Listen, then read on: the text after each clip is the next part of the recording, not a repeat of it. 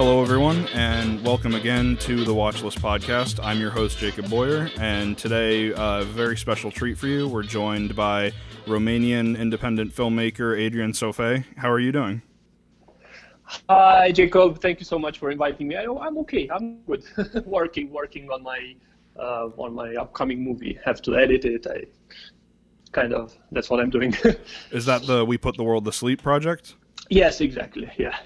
I'm very excited to see it. I've been a big fan of yours ever since I saw Be My Cat a while back. For those who aren't familiar, Adrian, like I said, is a Romanian filmmaker known for his found footage horror movie Be My Cat, A Film for Anne, which is a crazy experience I think you should all definitely check out.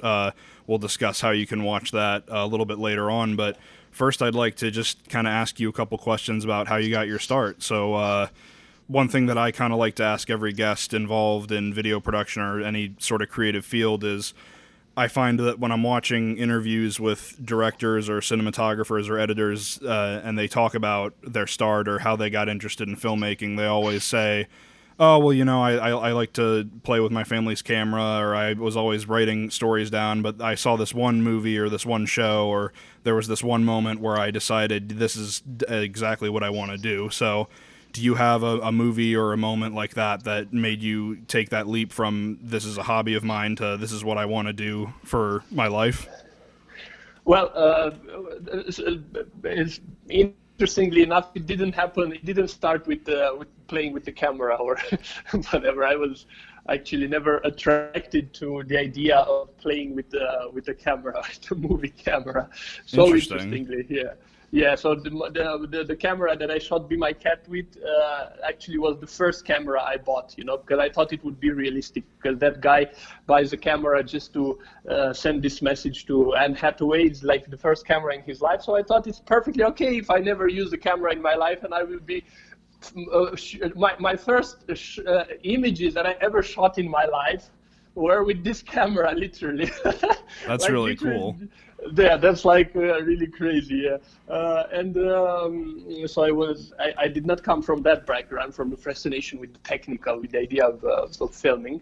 But the movie that literally turned my life completely in a direction so different from the one that I had before was 2001: A Space Odyssey.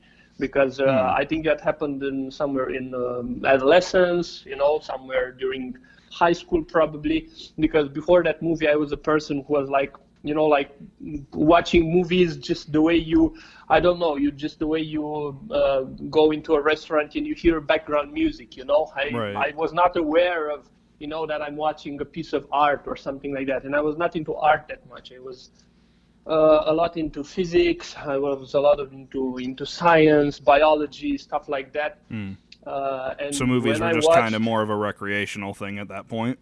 Exactly. I was not aware this is an art, this is something, that you are, special thing that you are experiencing. And at some point I remember I was in front of the TV and was late, I remember.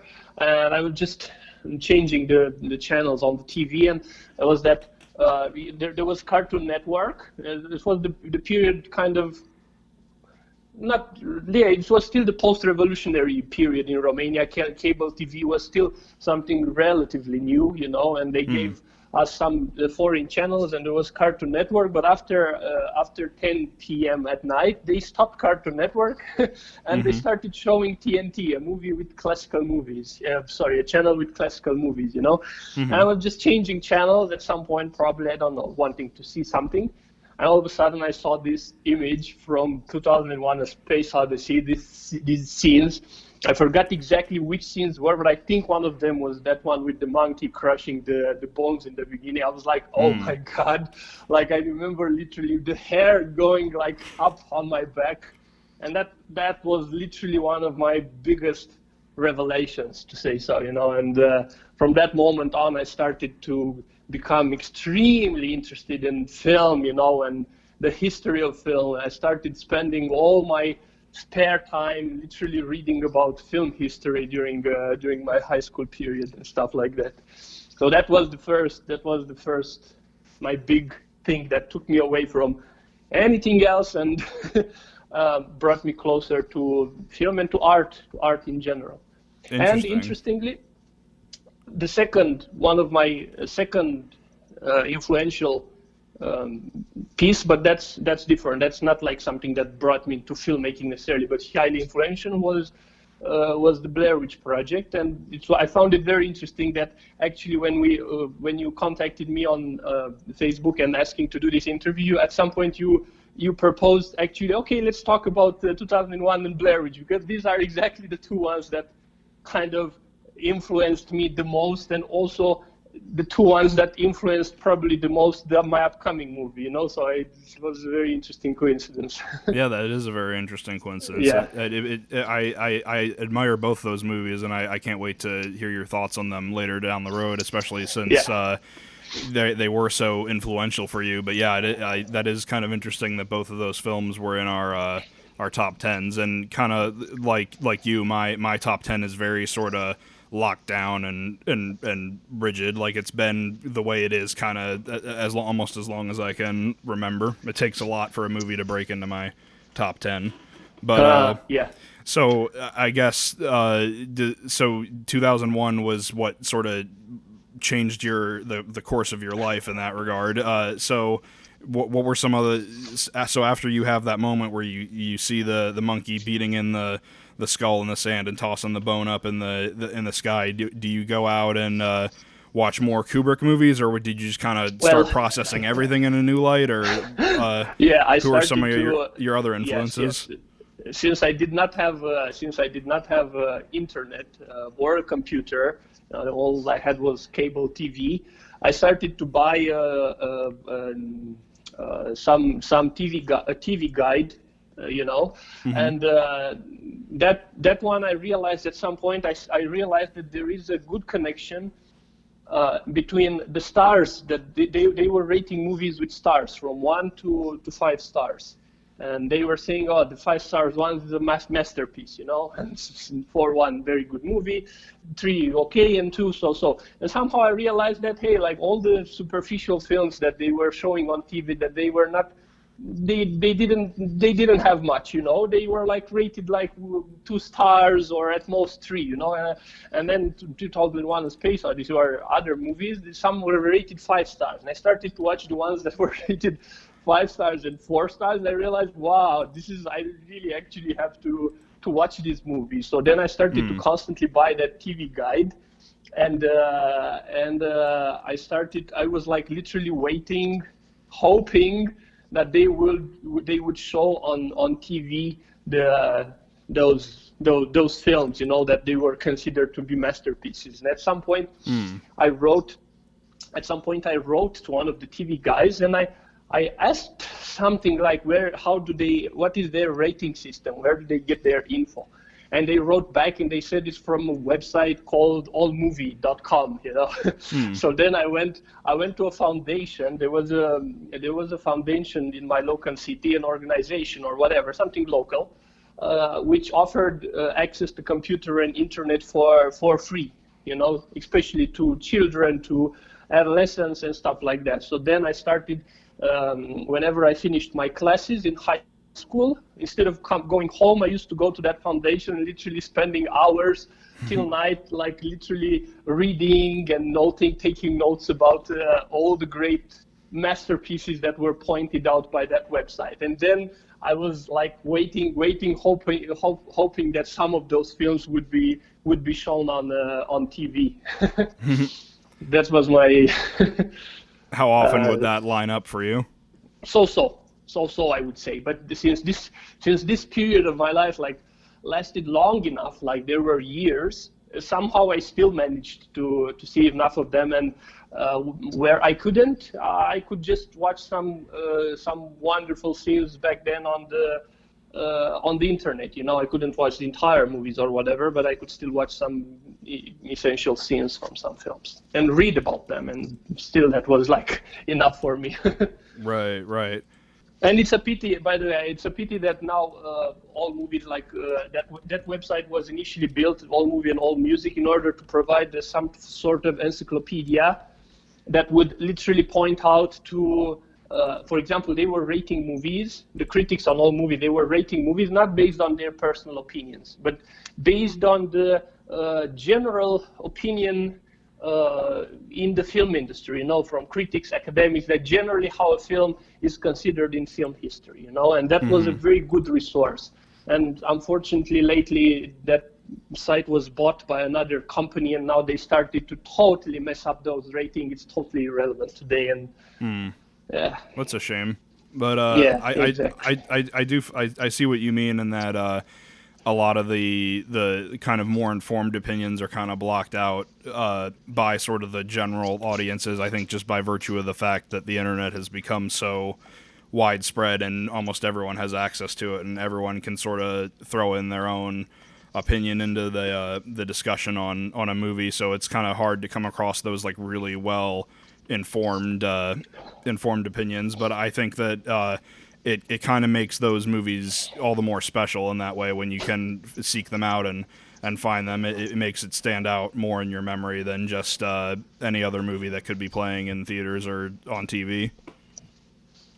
Yeah, I mean, I don't have a problem, with actually with people voicing their opinions and stuff like that. Yeah, my problem was mainly with that that website, because now they used to have like now that website is like much better replaced, for example, by how do you call Sight and Sound's best movies of all time. Right, yeah. But they poll like hundreds or over 1,000 last time, but probably now there will be thousands in 2012. They do that once in 12 years, so practically that's a very good reference point if you want to see what the critics or the filmmakers are thinking, or the people in the film industry think about this art, Yeah, I definitely agree.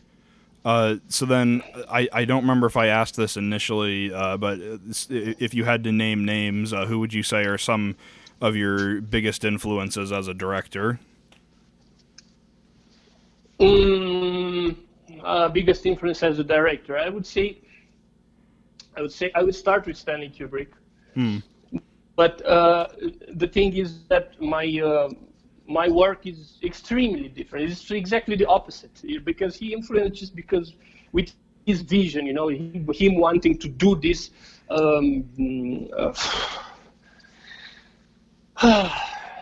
literally this metaphysical thing, this big metaphysical thing that talks about everything there is, this he influenced me, but not necessarily his directing technique, more like his metaphysical ambitions, like he influenced me the same way, in a way that Beethoven influenced me. Do you understand what I mean? Right. These big things, like wanting with art to talk about these big mysteries of life. And when I talk about that, I'm referring to 2001: A Space Odyssey. Like, where do we come from? What's the meaning of life? I'm trying to talk about past, present, and future, and everything into one single movie. Practically, that is what really influenced me with Stanley Kubrick. And because what I didn't necessarily like. Or back then I didn't care, but now being more into acting and working with actors after I studied acting and all that, is the fact that he didn't give space for improvisation in his films, or he was extremely strict with actors. Do exactly the way they talk, exactly the way they move, and that sucked the life out of his movies. And that's why that's no coincidence that his best movie is actually 2001: A Space Odyssey, where actors are not important. Because when actors are important in his movies, I don't think they are as good, because he was so much focused on this perfect technical stuff, perfect frame, exactly the way he wants, that he limited the actors' liveliness too much, Right. Because that would be my, and I realized that actually other directors have said similar stuff. I think, I'm not sure, maybe I'm wrong. Either James Cameron or some other directors said similar stuff about Kubrick, that they were a huge influence on them, but they wouldn't do it. They wouldn't be as strict with actors as he was. They would give more space because they believe that the liveliness, what happens with the actors, that is the life of a movie. That is the heart of a movie. Exactly. the human truth that they can add to the picture. And because you asked me more directors' names, okay, another one would be Michael Moore, I think. Okay.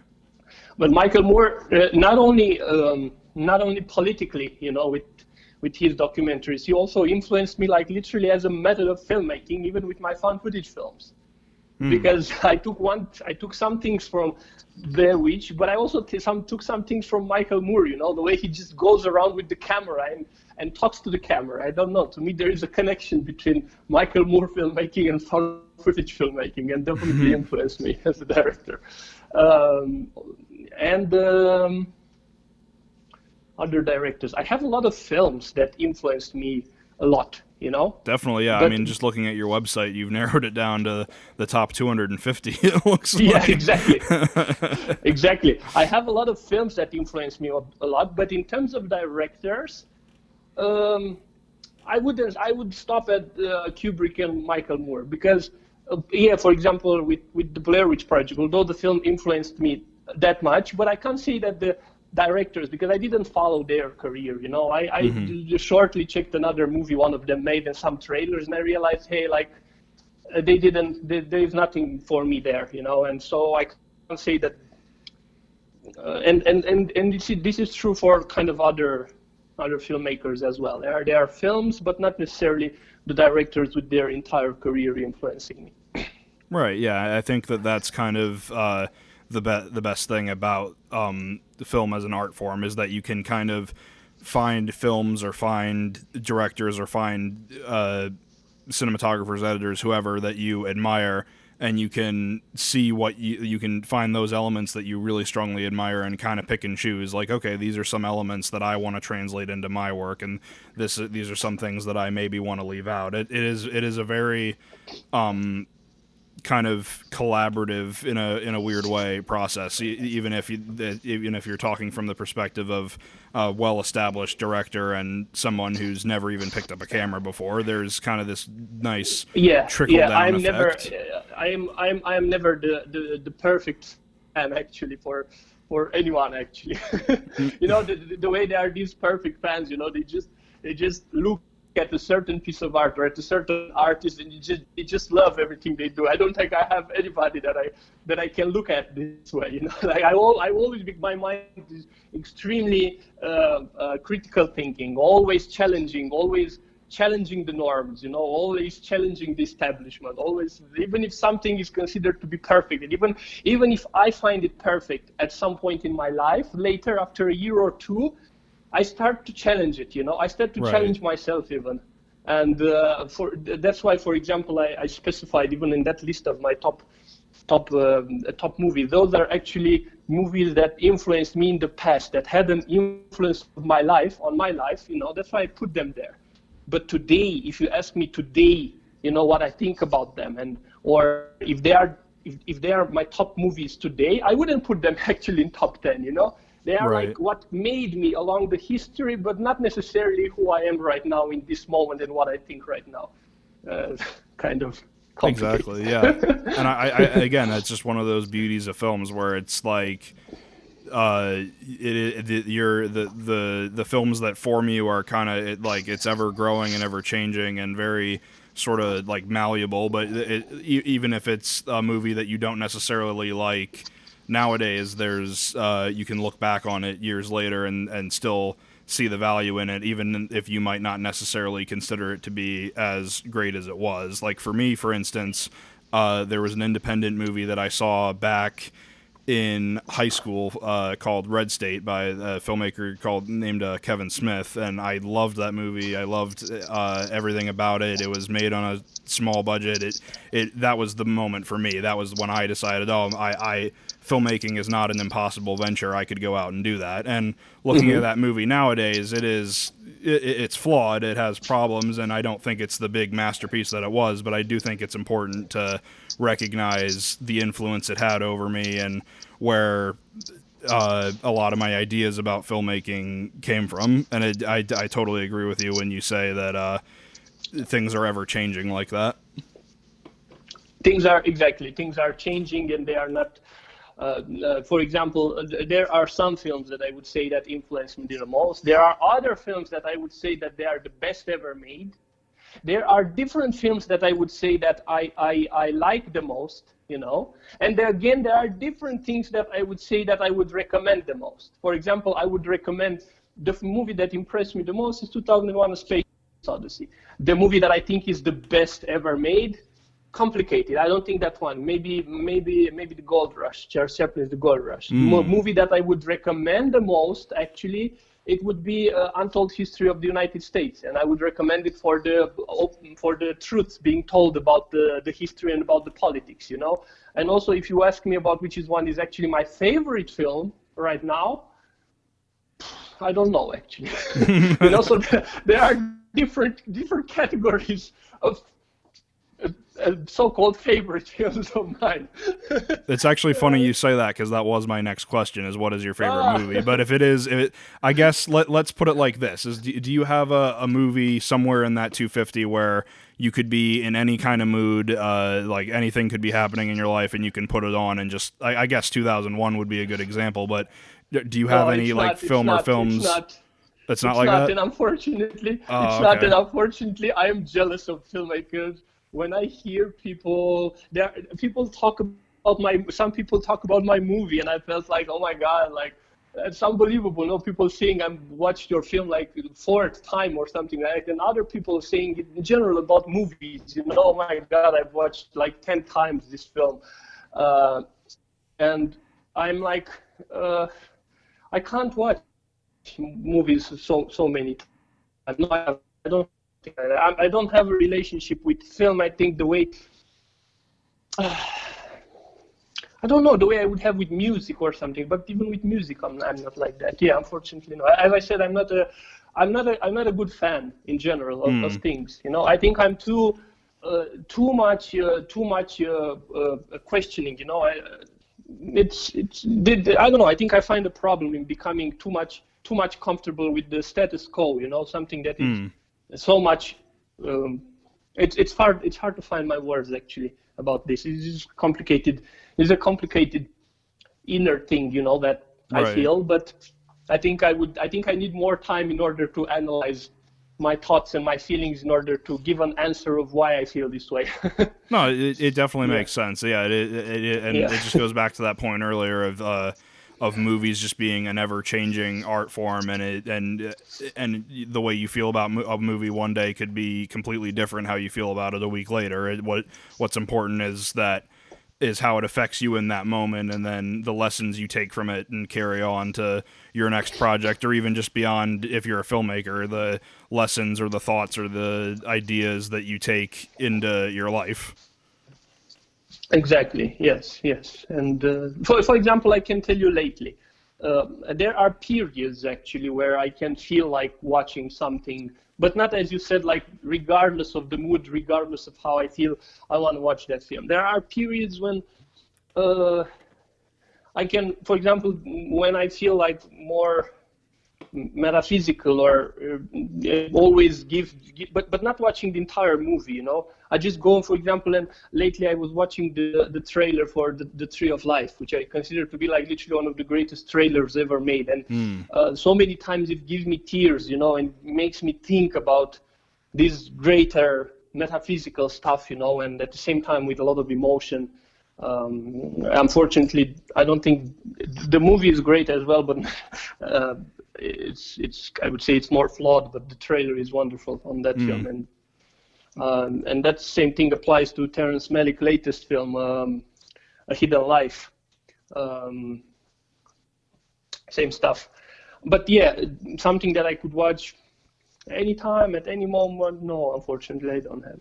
No, that's completely fine. Yeah. Again, it's one of those things where it's like for some people it's just constantly changing and evolving, and it's no better or worse than the people who are like, yep, this has been my favorite movie since I was 3, and I can always find some enjoyment out of it. Yeah, I see. But then I guess moving on, I kind of mentioned it a little bit earlier, but you are a filmmaker from Romania. I think most well known for at this point your found footage horror movie Be My Cat, A Film for Anne, which, as I said, is a really interesting and unique found footage horror movie, one that I very much enjoy. I don't even remember how I came across it. I think I just found it. I was going through YouTube one day, and I think the trailer just popped up, and I was like, oh man, I need to find out how can I watch this movie any way that I can. And I finally saw it, and I was blown away. It was a very, very interesting character study, very, very tense and suspenseful and horrific in all the best ways that you want a found footage horror movie to be.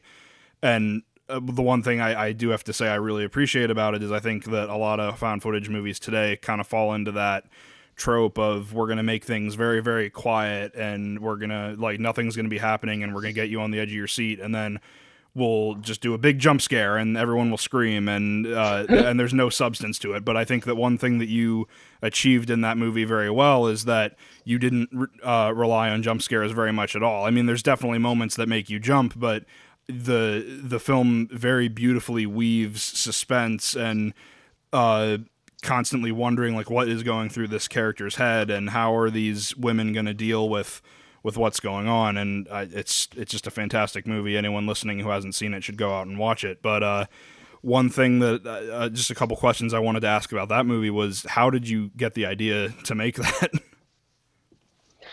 Well, thank you so much first for the and I'm so happy you liked it, and thank you so much for the appreciation and recommending it to people. Of course. So I did in college. I did at some point.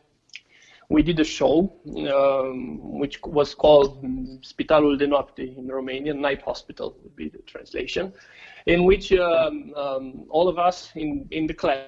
In the acting class, we had all of us. We had a monologue, and we were playing people that are locked in a mental hospital, and they had all types of horrible background stories, the things that they did in order to be locked there, And they appeared one by one in front of the committee, and they were retelling those stories, trying to convince the committee to set them free, that they are healed. I think that your segment of that show is on your YouTube channel now, correct? It's more than that. It's actually, I will tell you. I will reach that point as well. Okay. So practically, yeah. So practically, they were telling the things they did to the committee in the hopes of being released, but actually, the things that they were saying, they were horrible things, and practically that was a type of dark comedy. There was a type of dark comedy or horror comedy in that,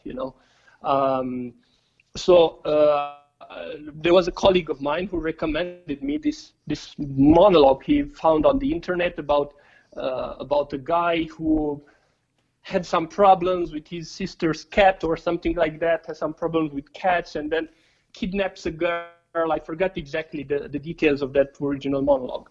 And then after I played that thing in that show, I expanded that monologue that I had to a one-man show after I finished college, practically during my master's. I extended it to a one-man show called The Monster, and that is the fragment on YouTube that you found. Actually, it's a fragment from my one-man show. Okay. And I expanded it based on, it was practically a combination of some ideas in the original monologue.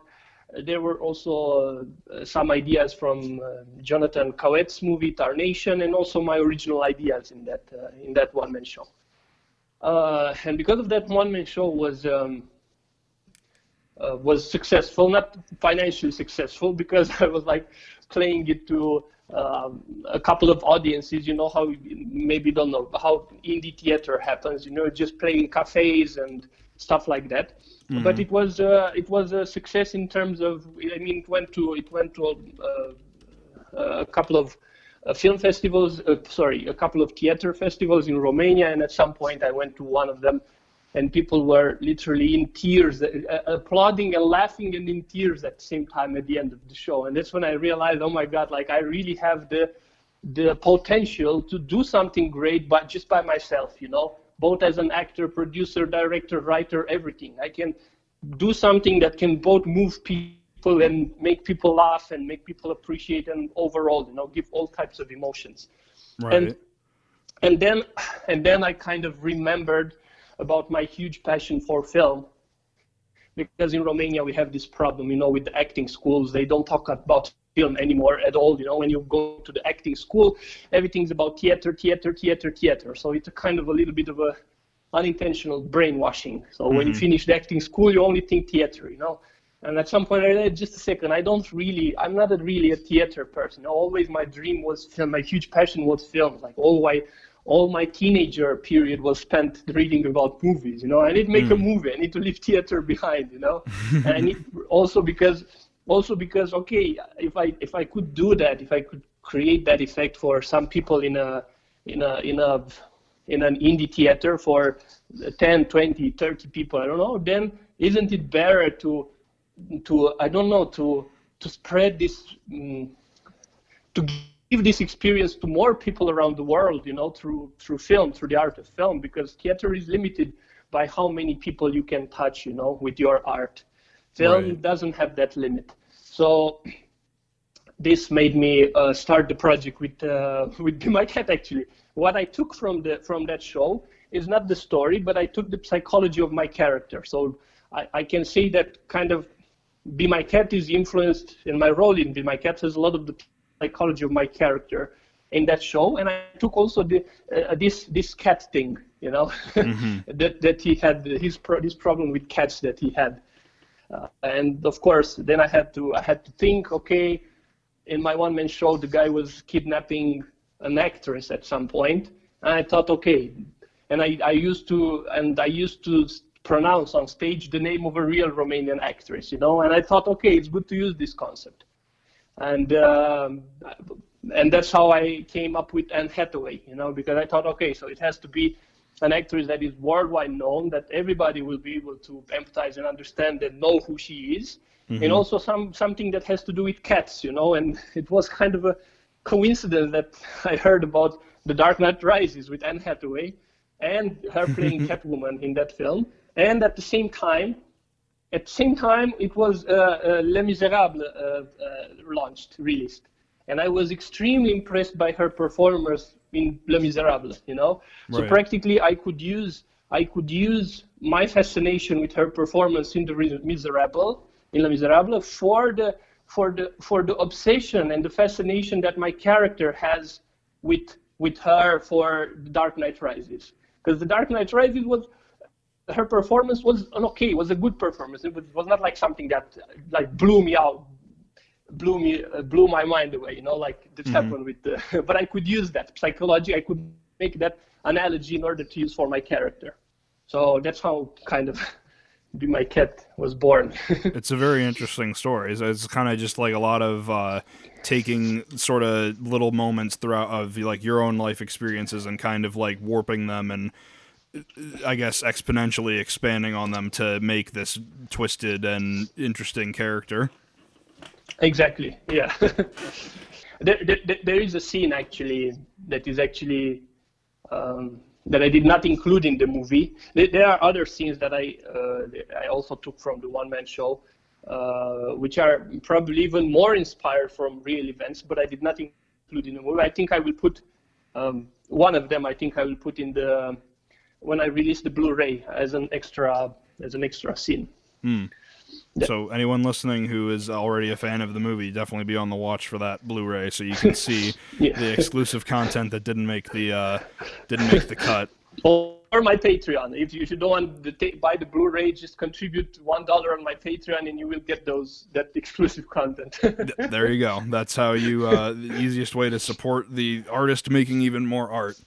I get so you get this idea to make this found footage horror movie, and through all these different life experiences, you sort of form the basis of what you want the film to be. So how do you go about actually making the movie once you get the idea? And I guess that on even a broader scale, what is filmmaking in Romania like? Because I mean, you kind of answered it earlier a little bit, where there's this big focus on theater and not as much of a focus on film. So, what were some of the, I guess, the challenges or the obstacles you had to overcome in the making of the movie?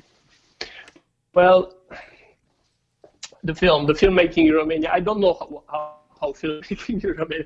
Filmmaking in Romania is like so much state-sponsored. There is this this thing that gives grants, and there's a competition. But you need to have a film company, you need to have a name, you need to have participation in festivals, you need to have all kinds of complicated things. I don't know how to make films this way. To me, making a film is taking a camera, what companies and I don't know, trying to convince, and I don't know how to make films this way. It's so hard. So I don't know how other people are making films. I mean, I'm totally detached from the filmmaking. I can say this, from the official filmmaking community here in this country, and also from the subjects that are being talked about in Romanian films, because what the movies that were successful in Cannes, in other top festivals, were the ones talking about the communist period. Everything is great, everything is ugly, suffering, scarcity, because that's what is successful in the West. Showing. Right. Poor people in the East. It's a type of exploitation of,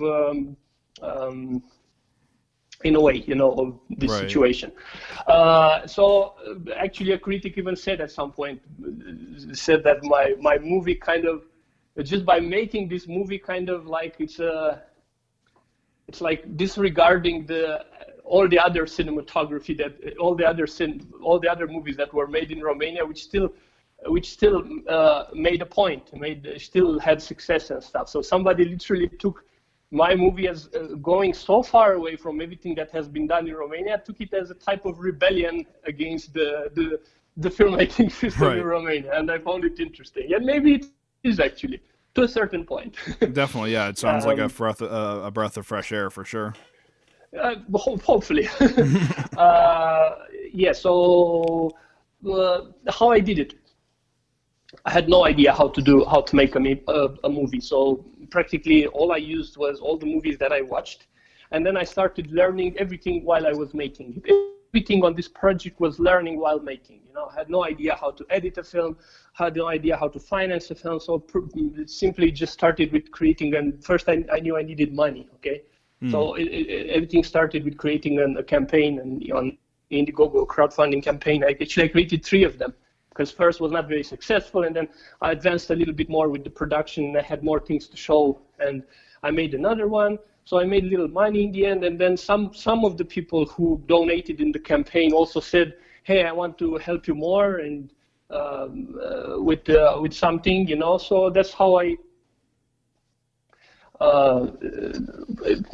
Either they say that I want to help more, or I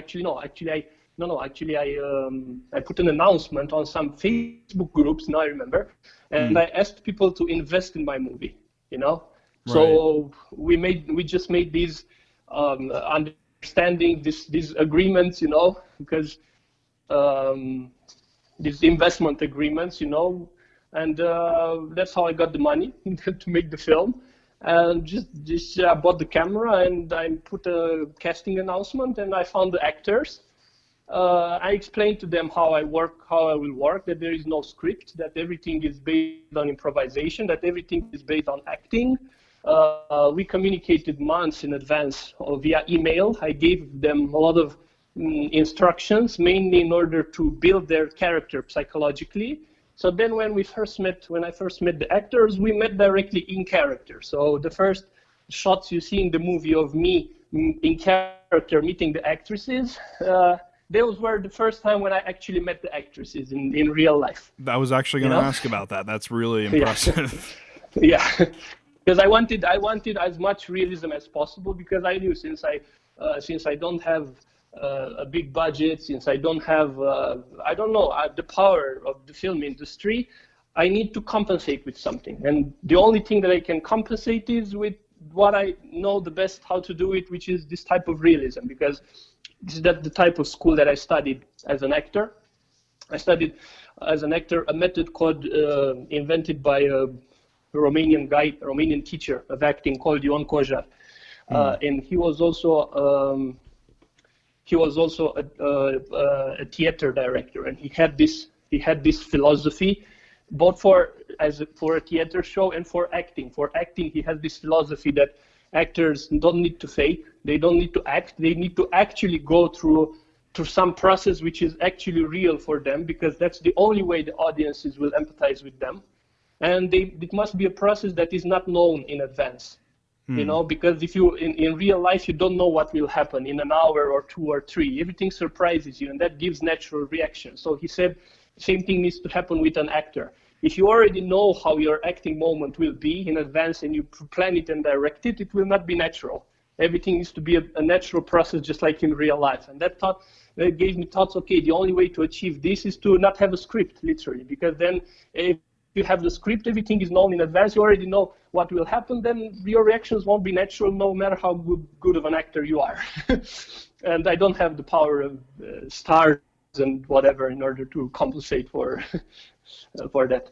Right. So that was on the acting part, and also on the directing part, that teacher also had a wonderful philosophy. He said, like, in order for the people, for the audiences to empathize with the theater show, they need to not see any element whatsoever that show is a show. They need to that show needs to look just like real life. The moment they see something that reminds them that is just a show, that will take them out of the experience. And then when I studied this, then afterwards I made the collection just a second. But years ago, when I was in high school, I saw that movie Blair Witch, and that was kind of like that. I mean, they tried to make a film that doesn't look like a film, that looks like the real deal, Exactly. So that's when I made the connection between my teacher's philosophy in both theater and acting and the found footage concept, and I found my thing, like, oh my God, this is my thing, this is what I have to do. I wrote the found footage manifesto, in order to really put my philosophy on paper and practically, and then I started using it. That's very inspiring, and I definitely agree with what you said there about you have to sort of take advantage of the resources you have available to you. I think the filmmaker Robert Rodriguez, I don't remember the exact quote, but he had said something like, studios may have the money and the financial support backing them, but the one advantage that independent filmmakers always have is that the studios will never be capable with all of their money and all their resources to make something as interesting as what one individual with a camera in their backyard can do. So I think that it's definitely, you've hit the nail right on the head with how you summarize and that. I was inspired. I can say it's true, and I was inspired. I can see in my courage to do something, I was a lot inspired by I think by this American spirit, in the spirit of filmmaking, I don't know, probably I read about it, or I watched movies, or I watched some documentary. No, this idea of just a regular guy with a camera taking it, and all of a sudden dreaming of doing something great, because in Romania, and in a way, I'm glad that I didn't study film in Romania, because from what I've learned, and I took some classes from this film school, they kind of scare you, they tell you, like, oh, you can't make a feature unless you've made shorts before. You can't make that without money. You can't. There are a lot of conditions. There are a lot of conditions put in front of you becoming a filmmaker. You can't do unless that. You can't do unless that. And then when you look at all this huge list, you are like becoming discouraged. You feel like, like I'm not going to do it. That's scary for me, you know. That's the same thing. I wouldn't advise people. I wouldn't put in my film festival list. I have a list that I research a lot. Top 100 film festivals and top 100 horror film festivals. I also put submission advices how filmmakers should submit movies to festivals, and I also put an advice about how from the start. What is the mentality I think you need to have as a filmmaker to start? Do not check literally unless they help you. Unless you feel like they help you, check them. I'm talking about these how-to, all these advices. You know what you need to do in order to make a film, and everybody will give their advices. You need to have this. You need to have that. I'm saying the opposite. You don't need to have a script. You don't know how to use a You don't have to know how to use a camera. You don't need to have celebrities. You don't need to have actors. I would say everything that all those advices say, I would say the opposite. You know, I think you need to free yourself of all these preconceived ideas of what filmmaking is in order to really put your idea into practice. Because all those things, unless those things help you. If they help you, good. But if they scare you, don't listen to them. Because for example, me personally, I didn't listen to anything. I just knew I had to do this, and I just found my own ways to do this. Exactly, find your own ways. Everything else is just...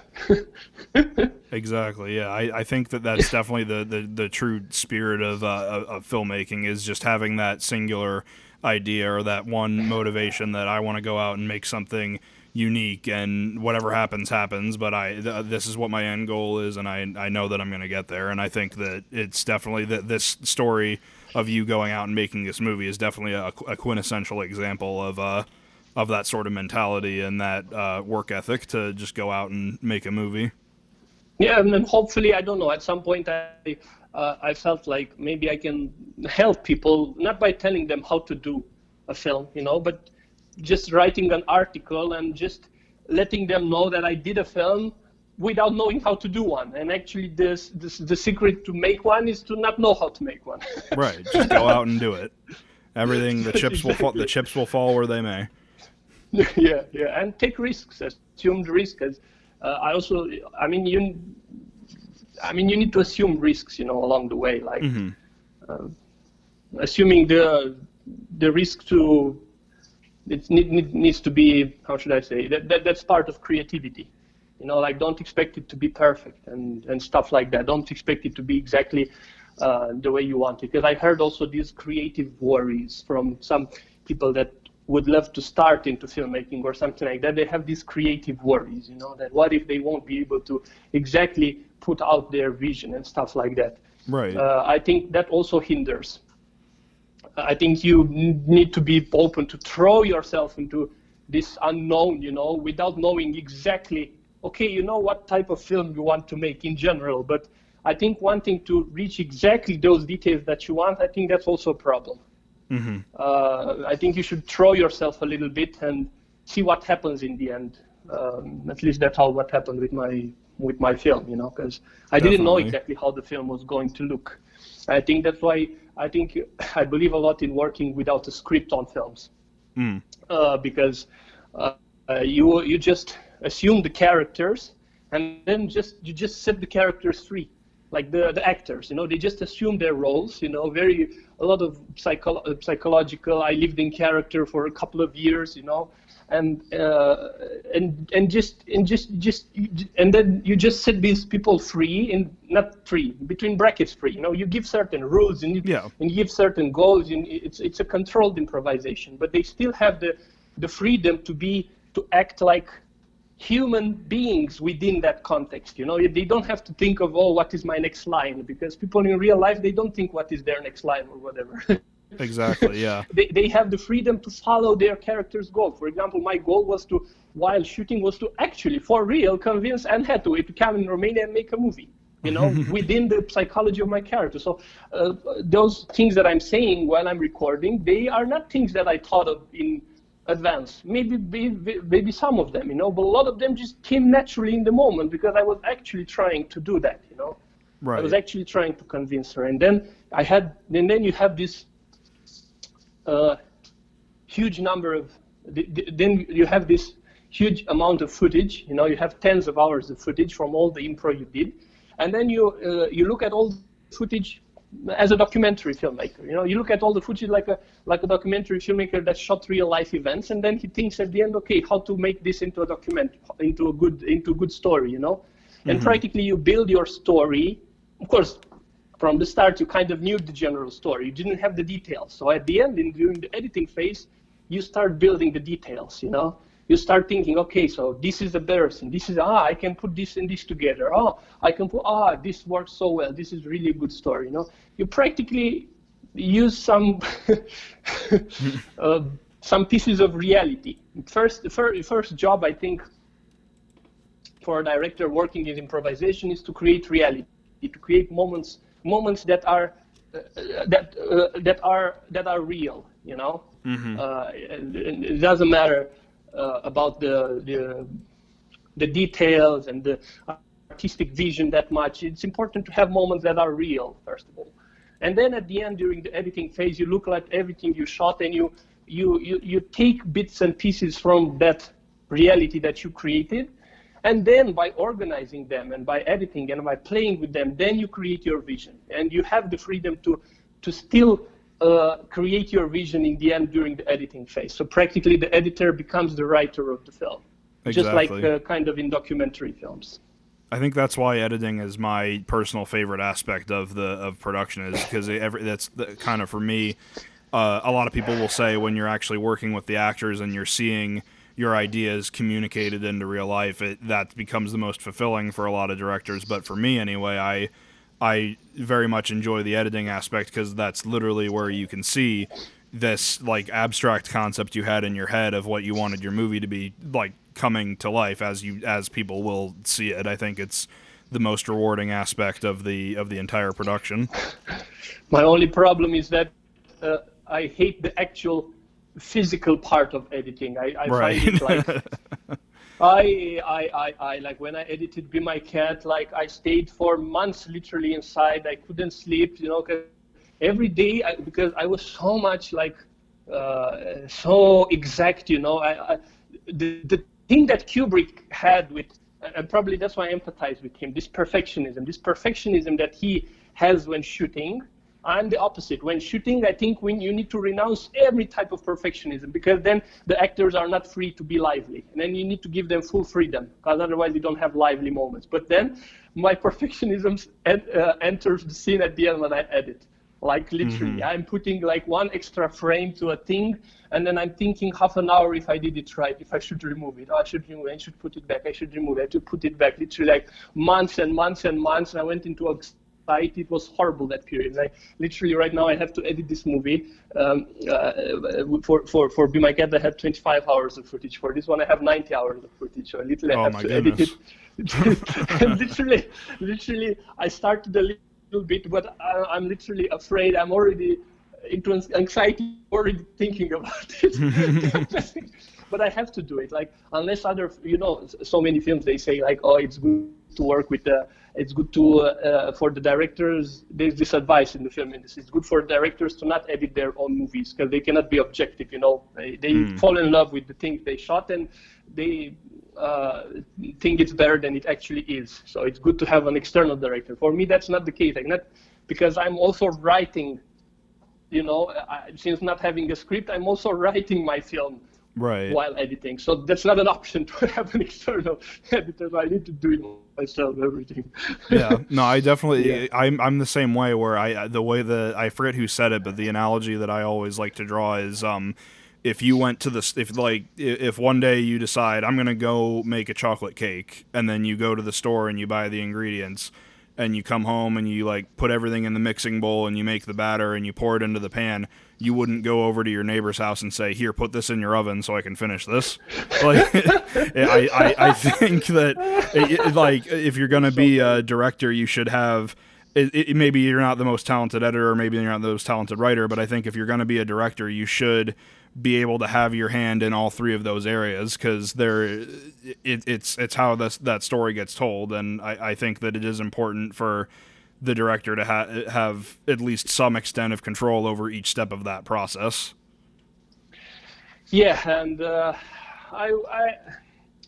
I would agree, though, that when you are editing your own film, you need to be the only advice, the kind of external advice about that I would give to other people, like keep your film as short as possible. Like festivals, audiences, critics, everybody, they are crazy as hell about length of, especially genre films. Mm-hmm. If a genre film goes above 100 minutes, they go crazy. Festivals don't select it. I don't know. People get bored.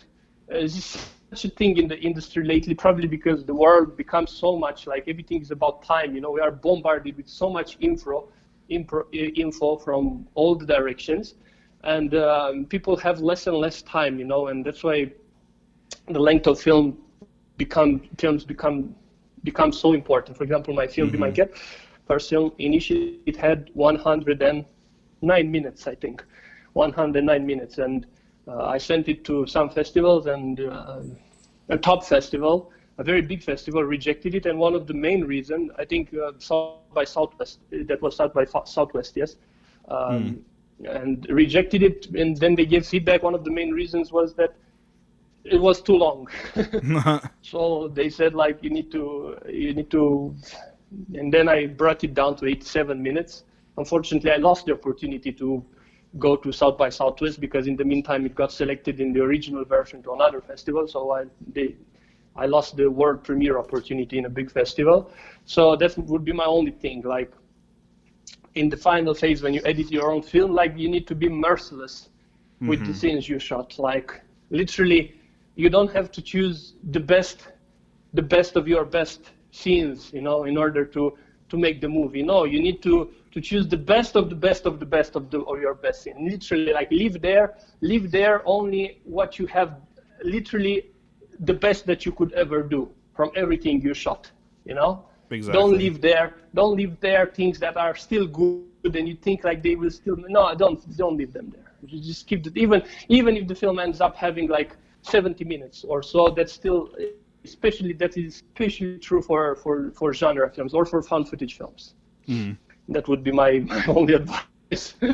And then I guess the last two questions I wanted to ask about Be My Cat before we move on was you had said that there was no script, there was no like traditional script of what the story would be and what the dialogue would be. So I was just curious how much of it was actually like decided beforehand and how much was improvised. Like, did you even know what the ending was going to be before you made it, or was that another thing you decided as you went along? Yeah, from what I remember, because I don't remember everything, as if there was no script or anything. Okay, I think I have if I had the time, I could actually do a research and check back the emails and everything and see exactly what was known. What not known. But just from my memories, I think it was definitely decided that they are going to be three girls. They are definitely decided the differences because I did the audition as well. Their typologies, it was. I need to talk without giving spoilers, right? You can if you'd like, yeah. Yeah, if you want, we could say we could just say spoiler warning, and anyone who hasn't seen the movie should go out and watch it now, and then come back and listen to the rest of this. No, let's not. I will try to talk without giving spoilers. Okay. Actually. Okay, I will talk in general. So, what happens with the girls in the movie? It was decided. And the order was decided. Just the details, the dialogue, and the way it happens was not fully decided. That was decided on the spot. So practically, I had points for this script. I had points, the narrative points that I had to check. And this narrative point has been checked. This has been checked. This has been checked. So it was more of a bullet list than a script. What? So it was more of like a bullet point list of the script. Like, exactly, we'll start here, we'll go here. Exactly. Yeah. Exactly. Yeah. I had those narrative points, but I didn't know how exactly the details of the way they will happen. And some of those details were chosen while shooting, but not necessarily while improvising. Some of them were choice during the breaks. I just sitting in my bed thinking, okay, where are we going to shoot tomorrow? Okay, let's shoot there at that somewhere. And some others were actually deciding while improvising. Like in character, depending on how our characters, how we felt while being in character, literally. Like those were, and I think a lot of the details were actually decided this way. That the majority of the details were pure improvisation in character. For example, and some were like extremely unexpected. Like I'm not sure if maybe you read the trivia for Be My Cat. There is the that thing with Sonia when she calls the police. All of the actions. That's very interesting because practically I gave her the instructions were like this, because I was kind of playing this director, this psychopathic director, and she was playing an actress, Mm-hmm. So practically I told Sonia, hey, like when you are playing this actress, you need to respect kind of the indication. No, just a second, because it's complicated. I got confused by my own meta movie within movie stretch. I forgot. Okay. Let's not complicate things. Let's just tell you in general. So practically, I told you you need to respect that what my character will say to your character. Mm-hmm. You need to respect the indications that my character will give to your character. And then while improvising, when my character told her, you need to reject me, there is that scene in the movie, right? Because they were also shooting scenes, okay? So my character in the movie said to her, you need to reject me, in the other character that they were playing in those scenes. So it's so hard. I think probably it's too complicated for somebody without watching the movie to understanding what I'm saying, but I can still say it. Okay, you understand it, right? Yes, of course. Yeah. So when I said to her, hey, when my character will tell you, you need to reject him, you need to actually do things to reject me for real. And I don't want to know what those things will be, So actually, she called the police for real.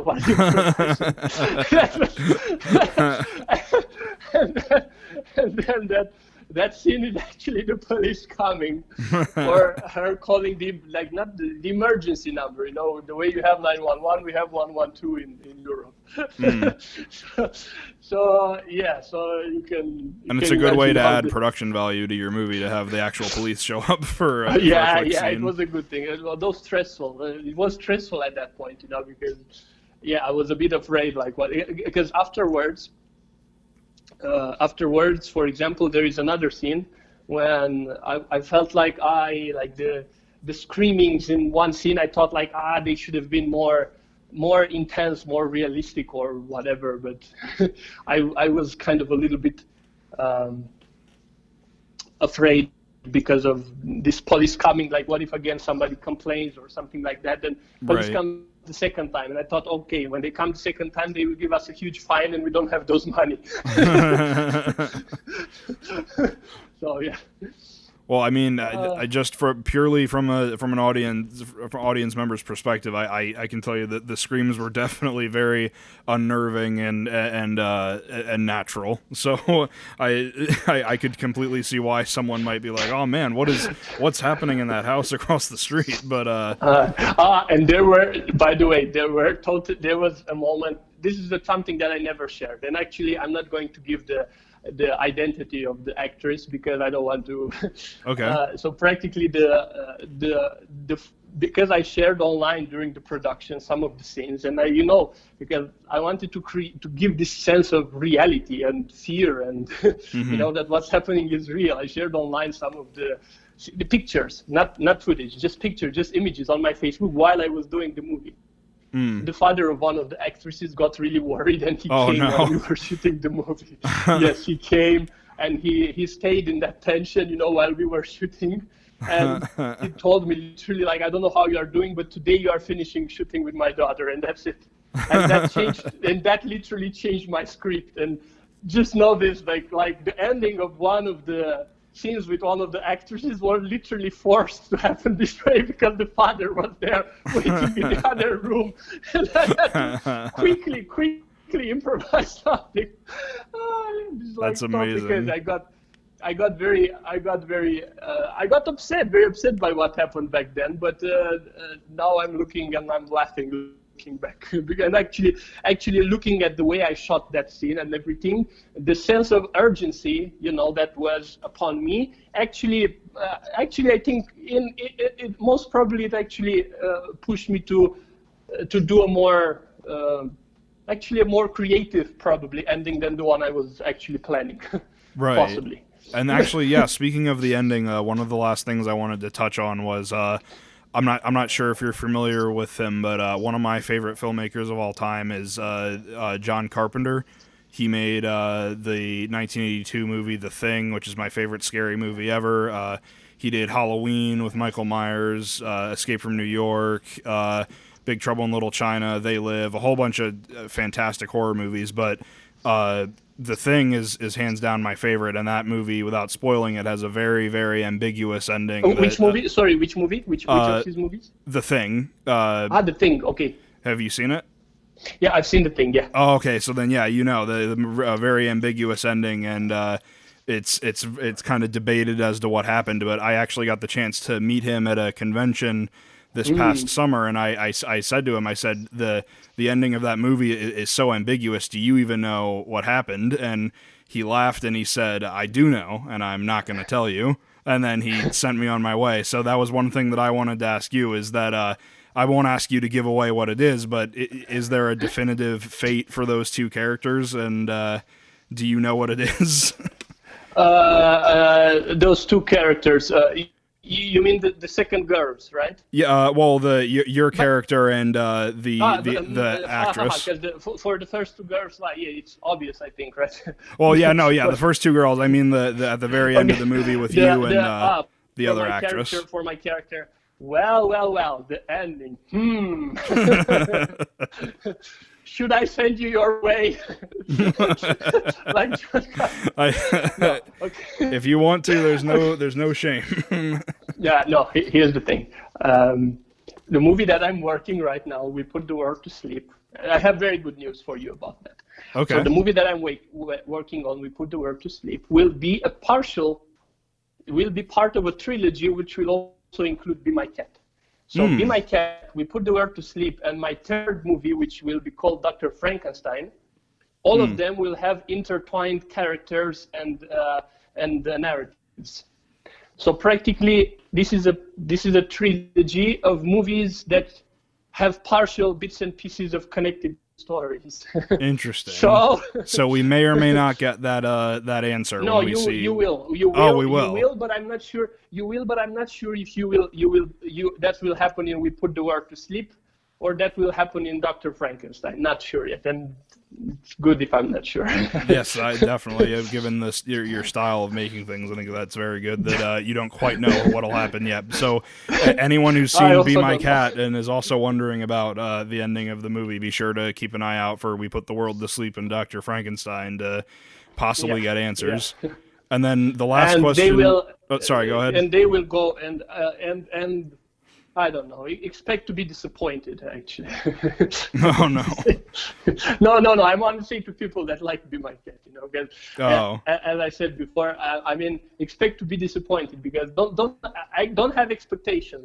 Expect your expectations being not met. That's a very good thing. I'd agree with that. Yeah, that's a good way to word that. I'm a person that, I've seen some people in the past and how they react, when they have a favorite director doing a certain type of film, and then they go and do something so different, and everybody reacts with anger, like why didn't you do the movie that we all loved? Why did you do something like that? Right. And right. I don't know. I think I might have been done something like that with Put the World. Well, I guess we'll just have to wait and see. Yes, but if that happens, if you feel, or other people listening and they like Be My Cat, and they feel like, oh my God, what the fuck is this? Sorry for No, it's okay. You word, can use whatever okay. language you want. Okay, and just know that actually that reaction you have is actually something that I might have thought, actually, because I'm a person that likes to always challenge expectations, challenge viewers, and challenge the world. You know, that's why I did Be My Cat, and we put the world to sleep. Pushes will push limits. Like I took enormous creative risks with We Put the World to Sleep. Like, I mean, you don't even know.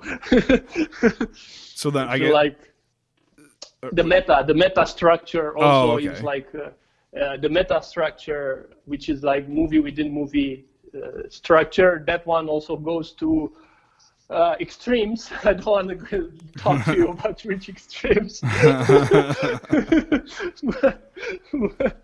But okay, what I can tell you is that at some point when I started to edit the film, I also got confused about which is which, literally what I shot myself. Oh, no. Interesting. Yeah. So then I guess the last question I had about Be My Cat was, has Anne Hathaway seen the movie? Good question. Interesting. Actually, a lot of people ask this question. I'm like saying like interesting because I'm also wondering this. You know, like that's what I'm. I don't know. I literally don't know. Like the thing is this. At some point, while making Be My Cat, I also tagged Anne Hathaway. The distributor of Be My Cat also tagged Anne Hathaway when they shared things about the movie. The Be My Cat is mentioned on her Wikipedia page as well. You know, at some point I messaged Anne Hathaway's team and manager asking if I can use her name in the movie. I didn't get a response back. There was another situation like. I will tell you on very shortly about that thing. We've been scammed for a couple of years, from 2016 to 2019. We've been scammed by me and my wife, you know, by a fake producer to work on a fake project, you know. And that guy said that he's working for a production company which was also Anne Hathaway's manager involved, you know. Okay. So that guy like used fake credentials. Used fake signatures on contracts, like a very extensive scam, like multiple filmmakers involved. He even went to an Italian guy, like Andrea Corbella, his name is, on talk about this to expose him. I also exposed him in an article. Like he scammed multiple filmmakers around the world. Like he even went to Cannes and to festivals in Brazil. He was invited as a representative of the Hollywood company Entertainment 360, you know, which is like run by, among others, by Anne Hathaway's manager. So this guy was doing all these things around the world, and we also, me and my wife, ended up his victims. And when everything fell apart, I actually called when I saw that we are not receiving our money for all the work that we did, all the script writing, all the preparation and everything, when we saw that we are not getting our money and anything, we called the actual office, like Entertainment 360 in Hollywood, and they said, oh, we never heard about Andrea Corbella, about this guy. So practically when I called that office, that was the assistant of Anne Hathaway's manager. So we were shortly in discussions with them. They also hired an investigation, some private detective to check this guy. So indirectly, the team around Anne Hathaway learned about me because of this story and all the other things, learned about me and this movie including. But if this led to actually Anne Hathaway hearing about it, I literally don't know. Oh, okay. I don't know. And also considering, I'm not sure how much she's into internet, also considering that she was like, remember when it was the Hathaway haters, that period, there was a wave after she won the Oscar for Les Miserables, there was a wave of haters, of Anne Hathaway haters. It was they were called Hathaway haters. And she was not aware of this, you know. Later, a friend of her told her, like, hey, like, do you know, like, the internet is full of people expressing hate for you? And she was extremely disappointed and extremely upset of that. Of course, everybody would be, to learn that people hate you for no reason, literally. And also, I think that is a sign that she's not a person reading about herself online or checking things about herself, you know. Right. So she might have not. I literally don't know. Well, maybe one day we can get her official review. We'll see what happens down the line. Official, yeah. I actually, I was, I tried. Like, I think I contacted either her or her team or something, asking like, hey, like, this is an indie filmmaker making efforts here. Do you think I can have some Anne Hathaway maybe saying something about my movie? It doesn't matter what. Yes. I didn't receive any response, of course. Yeah. Well, fingers crossed that hopefully one day you do. So we kind of talked about it a little bit, but I guess really quickly let's talk about some of your upcoming projects. We Put the World to Sleep and Dr. Frankenstein. You're sort of semi-connected to Be My Cat trilogy. So you're currently editing We Put the World to Sleep now, right? Yes. What can you tell me about that movie? What's that one about? Well, We Put the World to Sleep. We Put the World to Sleep is deals with two lovers who make a movie. Practically, there is a couple that makes a movie about a couple that ends the world. You know, and they also act in that movie. And while acting, while playing those roles about people who plan to end the world, they become lost in their characters, and then they decide to stop shooting their movie and actually use the movie's budget and everything in order to end the world for real. While using the research and on the movie as a justification for them researching real methods of ending the world, like weapons of mass destruction and stuff like that. Interesting. Yeah. And then you're currently editing that, so once that editing is done, and are you just gonna try the festival route and see where that goes with a digital release, or do you not even have that far ahead what your plan will be yet? Well, first step is festivals. I mean, it is essential for feature films. It is absolutely essential that they have the world premiere in a very big festival. Festivals are everything. You know, there are so many movies being made out there, and the only way to, as an indie guy, to become known and do something is through festivals.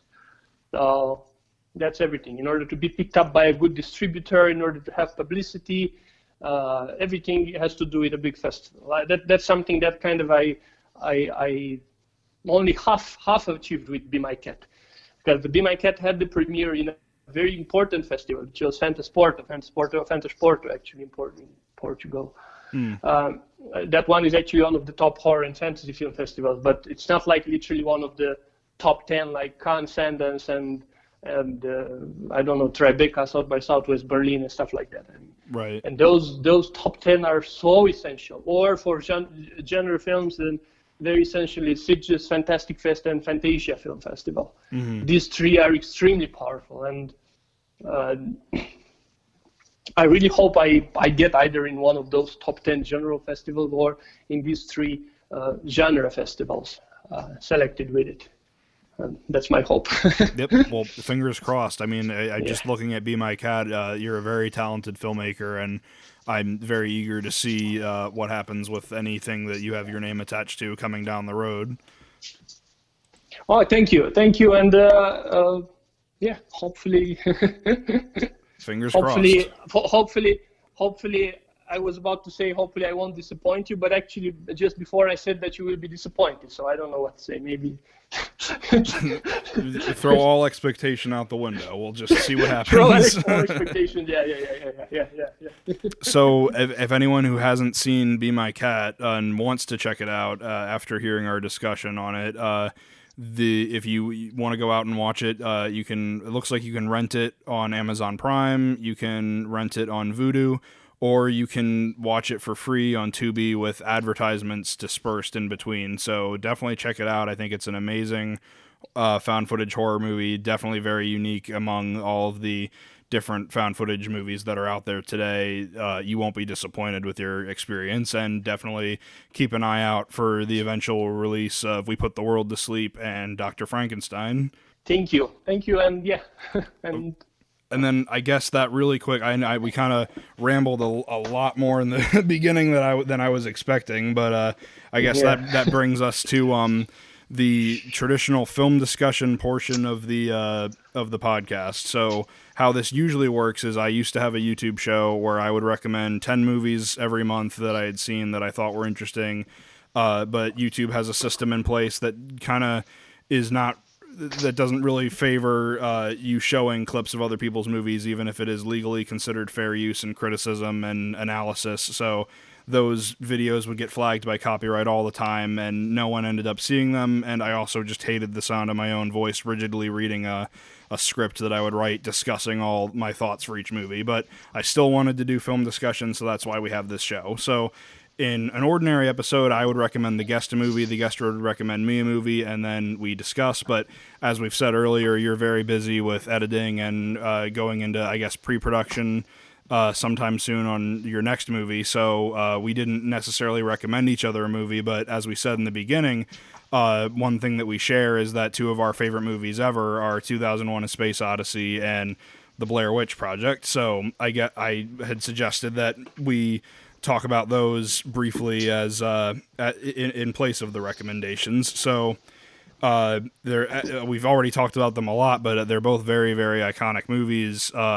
The Blair Witch Project is, I think, easily one of my favorite scary movies of all time, and as you said, definitely very, very groundbreaking in everything that it achieved and how it influenced horror as a whole. So we kind of talked a little bit about how you discovered 2001, but how did you come across the Blair Witch Project?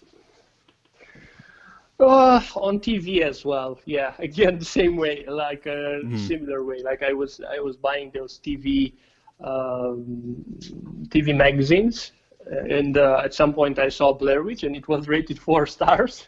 The stars from all movie. I thought, like, hey, I need to watch this film. So I remember just scaring me, and I'm still but I'm still surprised to this day that some people believe that this was real. Like during college, when I was in Romania, when I was studying masters and not masters, actually during first, how do you call it in English? The first part of college.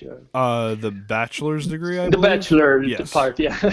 Okay, when at some point I recommended to my colleagues to do some monologue from the Blair Witch Project, and one of my colleagues said, "Do you know that this was real? This actually happened." It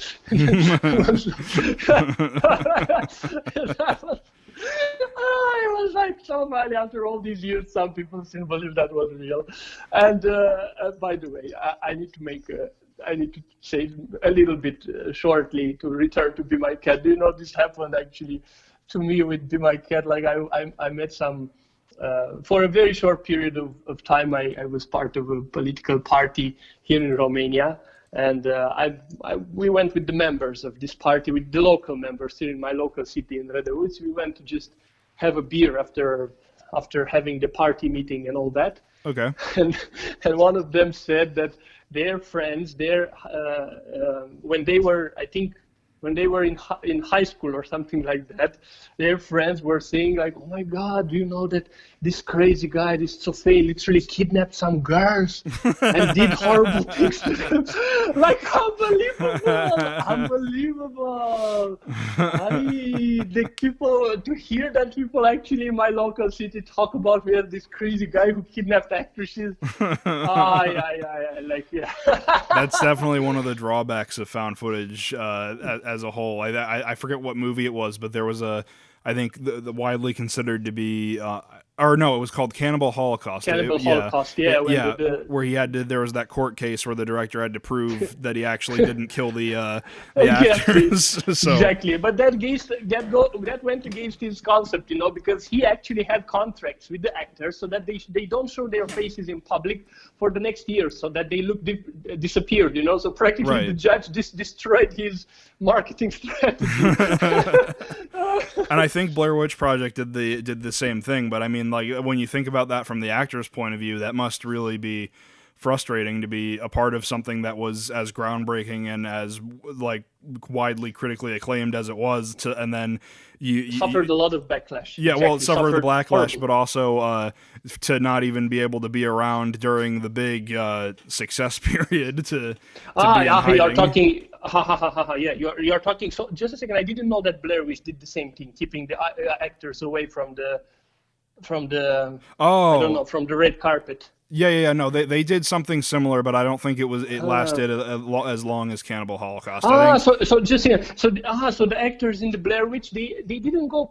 There's something very interesting. Maybe you already know. Did they go to the premiere at Sundance with the directors and the producers and all that? I don't think they did. If they did, maybe I remember hearing something about that. They maybe went in like disguises or whatever, or like they sat in the back and then left early. I don't know for sure. I know that I was listening to a panel where the actors were talking, and they had said that during the making of the movie they didn't think what they were doing was any good, and they thought like no one was going to watch it. And then when they saw the finished movie, they were blown away. But one other interesting thing that I really like about that movie is that the original, and kind of going back to what you had said about learning in festivals and like trimming out and extending certain things and making changes based on requirements and all that, the original cut of the movie was intended to be much, much different than what we actually got. The original movie was going to be edited as if it were a real documentary of like police and the family members being interviewed and like talking about the disappearance, and then the last 10 minutes or so was going to be a montage of the footage that they shot. So really it would have been maybe like an hour and 15 minutes of like this documentary of the moms and the dads being like, we don't know where our kids are. Much of an artsy project. Yeah, not that. Right. Yeah. And then once they did that in festivals, they were like, man, this isn't really being received well. Maybe what we should do is, since we have all this footage of them in the woods, let's just make this the entire movie and see what happens. Sorry. So they sent that initial thing to festivals and they were being rejected. That's what you're telling me? I think so. I want to say they sent it or they at least made a. Because what they did was they edited that version of the movie where it was mostly a documentary, and then the last 10 minutes was the stuff in the woods. And then after the DVD of Blair Witch Project came out, one of the bonus features was you could watch the documentary portion of the police and the friends and families being like, oh yeah, we don't know what happened. You could watch that as like a bonus feature. Interesting. But do you know that I don't even know about the existence of that part on the DVD? I need to get that part, I think, when I have time to watch it. It's interesting. It is very interesting. There's so much lore and so much extra. Like the directors were very there's been like tie-in books. There's been like old early 2000s computer games of like expanding the lore. There was a video game that came out like a few years ago that I actually haven't finished playing yet, but it's like sort of what you had mentioned with We Put the World to Sleep, where it's like the same storyline but at different characters and they're not really connected. There's a whole expansive, amazing lore that goes with this movie, but I don't think none of it really measures up to the same standard as that movie. It's a really special experience, unlike anything else I've ever seen. Well, since we are talking about Blair Witch Project, at some point, on that list of mine, the movies that impressed and influenced me the most, at some point I was also giving stars to the movies in an attempt to not only say that which movies influenced along my life, to give my current opinion on those movies, Right. And I remember last time we put the word sleep had actually no, not stars, like grades from 1 to 10, just like on rating, just like on IMDb, and I think I gave like 8 to A Space Odyssey, and I think I gave 6 to the Blair Witch Project or something like that, Okay. But then I deleted. Then I deleted the ratings because I realized, oh my God, they're so relative. They constantly change. Like when I'm in a certain period, in a certain month, or in a certain day, in a certain mood, I feel like that movie is worth more, and then I feel like it's different. And I had too much to edit my list, so I deleted the ratings altogether, and also to not make unnecessarily make some enemies in the film industry, like right. just by rating their movies low, and when already that opinion is not relevant, because it constantly changes. So it's, but overall, let's say, right now I don't have the same appreciation I for Blair Witch in terms of substance, in terms of content, because I think it's a movie that it does great what it does. I think it's a definite masterpiece in terms of realism and in terms of working with the actors, because the directors, they didn't direct the actors. They didn't say you go there, you do that. They created the circumstances for the truth that they wanted to achieve in the movie to happen naturally, Exactly. So that's what I think. That's what I think a director should do. He shouldn't direct. He shouldn't create the circumstances for a certain universe, for a certain fictional life to start evolving, right, in the same way that normal life evolves and develops, but within a fictional frame, And the purpose of the director, I think, is just to build that frame and then give full freedom to the actors and other people involved to just exist within that frame and evolve. I think that's what they did, and that's essential. What, as a movie, what it's kind of like I find it lacking today is the actual, because it doesn't have it's not in terms of story, taking aside the realism and all. In terms of story, just some people that go through the woods, they scream, they just get killed, and that's it. I think there is no discussion about the human nature, about the meaning of life, Exactly. Whatever. This art film, it's not like necessarily doesn't go into that direction, So this is something that I find it lacking. I feel the need for more substance in that film. Just the same way I feel like 2001: A Space Odyssey. I feel like it has a lot of substance, but it lacks in terms of its. For example, I'm watching the beginning with the monkey and that, but then I'm spending a good portion of the movie just waiting for the final scene to happen. That mind-blowing scene with the guy traveling to that tunnel of light, and the scene with the rock. But there's a lot of action happening and actors talking and this and that where nothing happens, and I don't think it's impressive because I don't know. I think the movie lacks, in terms of some realism and some life, unless. Right. And it shines only when there is when life and actors interacting, only when they are not important. That's when the movie actually shines, which is those metaphysical flashes of light and shapes and right. That's the thing. So on the Blair Witch, on the opposite, I think it's perfect in terms of realism and actors and what's happening, but it lacks in terms of how deep, how much in terms of, because I think this realism can be used to talk about bigger issues about the human nature and life, not only about some actor disappearing in a wood, you understand? Like imagine this realism, the same realism in Blair Witch being used to talk about,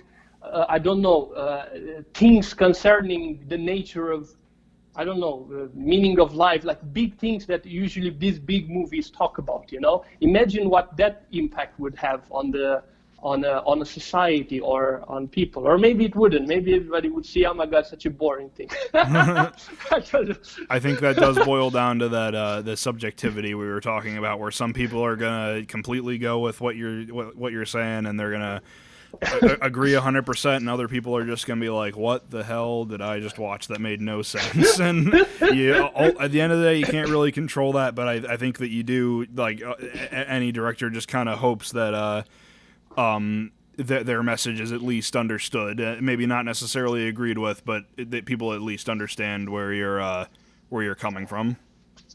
That's what I tried to do, by the way, with We Put the World to Sleep, because I didn't say what's the connection actually with these two movies. I wanted to do in We Put the World to Sleep exactly this. I wanted to combine the metaphysical approach in 2001: A Space Odyssey with the realism, the found footage realism in Blair Witch Project. So practically, I wanted to combine these two things from the movies that impressed me the most into one film. Yeah. Well, I'm even more excited to see that movie now if you're gonna combine those two elements. I would be very interested to see how well those how they go together. But this thing with Be My Cat was not 100% planned. Right. I think it was having a connection with Be My Cat and being a partial sequel in a way to Be My Cat was like kind of up in the air, and I don't really remember to what extent it was planned. It was such a complicated, such a long process with this movie. So many, by the way, so many obstacles as well, and. Yeah. Okay. Let's turn back to movies. Sorry, the movies that we were discussing. But yeah, the Blair Witch Project. Yeah, no, I there's not much I feel like I can really say. If you haven't seen the Blair Witch Project, I don't really think there's much more else I can say without spoiling it. So I think you should definitely go out and watch it. If you haven't seen it yet, it looks like it's available to rent on YouTube Movies, iTunes, Vudu, Amazon, and Google Play, all for $4 to rent it. I think it's fantastic. It is a little bit polarizing. I think especially among horror fans, I find that people either really, really love this movie or they really, really don't like it. They think it's dumb. Yes. But I personally think it's an amazing experience to have at least once. It's what kickstarted the whole found footage. Well, not like the whole, but like it's what brought found footage, I think, into the sort of mainstream recognition of horror movies. I don't think that without it we would have that genre, or at least it wouldn't be as strong as it is today. Exactly. Because I also did for example, even I was inspired by that film, not only in terms of concept and everything, but also I was inspired by the success of that film. Mm-hmm. Because, of course, I was struggling with theater, with this and that, and I thought, okay, I make this film, and look, that movie was made with little money, they made millions of dollars. So I also saw the that dollar sign reflected in my eyes, I was doing Be My Cat, I thought, we can actually make a living if we make one footage. So that was also an important element, the movie being made this way and making so much money. Right.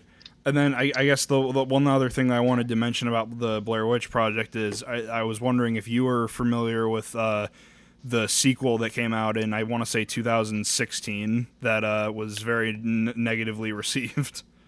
I've watched it. What did you think of that? It's a film that literally I don't have much to say literally about it, because it's like I agree. It has I don't know. I didn't see any of the thing is this with found footage and stuff. A lot of and after Blair Witch and with that film as well and other films as well, that movie they took a lot of risks. Like creativity has a lot to do with risk. They just took these actors, they threw them into the woods and see what happens, and they created this circumstance, and exactly what they did, what I was telling you about this creative process, when they saw, but Hollywood in general and the big film industry is obsessed with not having risk. It's obsessed with certainty. It's obsessed with recipes. Yeah. I think they think of movies as like an investment. You know what exactly. I mean? What is the recipe? Once we put our money, we cannot risk anything. We cannot risk losing those money. The studios don't think like indie filmmaking. They don't take any risks. Like once right. they only put their money when they have the assurance that that film will be, and because of that they want the cinematography, they want the script, they want this and that. And then you have all these found footage films, which are only found footage on paper. But when you actually look at them, they don't feel real, because every line is scripted, every movement of the actors, whatever they do with the camera, it's like literally, it's so obvious that there is a professional cinematographer there who doesn't shake the camera because he I don't know, he's one of the characters, and he's afraid of something, and the hand shakes because he's actually afraid, or he's in a position when he cannot hold the camera. No, it is so obviously that they are shaking it just because to reproduce the found footage feeling, Exactly. Everything is so fucking great. like what is that? That's the problem with these studio found footage films, because it's where's too the realism? Where's yeah, the exactly. It's kind of dishonest in its approach. It's trying to mimic something that is kind of inherently like an independent experience. And it's so paradoxical, like now big studios trying to mimic instead of actually doing it. They are trying to mimic the style. Like, wow, this is so mind-bending, literally, Like a big studio seeing that a small an indie film where they just went randomly into some woods or whatever, and then they got successful, and then the studio doesn't think, okay, what was the thing that made it successful in terms of essence, what was their concept of working with, They just look at the film and they try to find this superficial method and then mimic it, Exactly. So the camera moved this way. Okay, hire cinematographer to shake this camera this way and put this type of light. Like such a superficial understanding of everything. Everything is on the surface. It's about money making and in a very yuck. I don't like it. Exactly. Yeah, and it goes back to what I said earlier about that Robert Rodriguez quote, where studios today are now the like, and also like you said, is that movies have become so much of a financial investment more than a creative artistic experience, that studios are so afraid to take risk and fund something original. But ultimately that's their biggest downfall, is that they can rake in the money, but oftentimes the stuff that they churn out is something that's very formulaic, very by the numbers, something that you've seen over and over again, and they're really desperate to try and emulate the ingenuity and the creativity of the smaller people who maybe don't have the budget, but they have all the ideas that the studios aren't willing to risk on. Exactly. It's like, why not? Why do you try to mimic creativity instead of actually being creative? I mean, it's like it's mind-boggling, but yeah, it's all that is to say, the Blair Witch Project is an amazing horror movie that easily in my top 10. I think I usually place it somewhere between 10 and 7. I don't know what the exact number is off the top of my head, but it's somewhere between those rankings. And so yeah, if you haven't seen it, definitely go out and watch it. Love it or hate it, it's a unique experience unlike any other in horror. And then moving on. Sorry, go ahead. I would like to. Can I recommend you another movie close to Blair? Like actually two more movies. Of course, yeah. Another two found footage films that impressed me a lot were Exhibit A and 0 Day. I mean, Exhibit A, I think it's an excellent found footage drama. Actually, Exhibit A gave me what I couldn't find in Blair Witch Project. Right. Gave me that intense drama talking about issues that people deal in most people deal in life and stuff like that, and very powerful ending. I would recommend you as well, Exhibit A. Interesting. Yeah, I don't think I've seen that movie. That's but it's from 2007, I think. Yeah, Exhibit A. Went to Raindance Film Festival, and also another one is 0 Day. 0 Day is about two kids that plan to record themselves while they plan an assault on their school. It's nothing horror, nothing thriller. It's just pure. It's not a commercial film, I'm telling you, but I think it's powerful for something who is into more artsy stuff. Right. Yeah. Actually, I remember hearing about 0 Day. There's a similar film that I've seen. If you like 0 Day, I think that you might enjoy. Have you seen The Dirties is the name of the movie. I've seen The Dirties, and somehow I didn't like The Dirties. Oh, okay. But I liked 0 Day. Yeah. So I mean, I won't give reasons, because you know what, like when it's about I don't know, I would criticize big Hollywood productions, but when these little people make an effort to do some indie film, I find it like in a way immoral to criticize it literally. Right.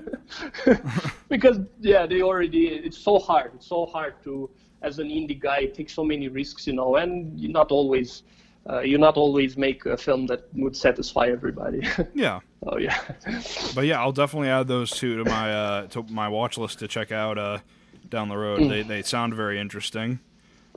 And then I guess finally the other movie that we wanted to talk about that we've already talked about pretty extensively, but so I don't know how much we'll have left to say on it. But Stanley Kubrick's 2001: A Space Odyssey, which I don't know exactly where I'd place it. Probably around the same between the number 10 spot and the number 7 or 6 spot. But 2001: A Space Odyssey is definitely my favorite Stanley Kubrick movie.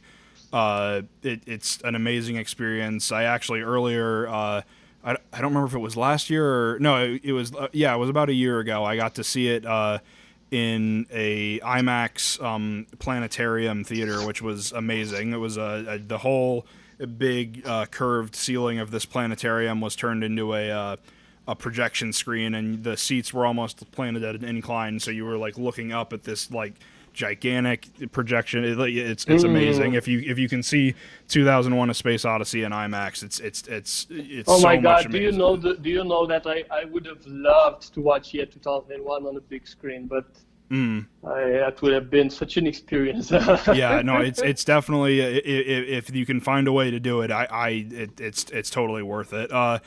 Big is the perfect word I would say for it. It's big in its ideas. It's big in its execution.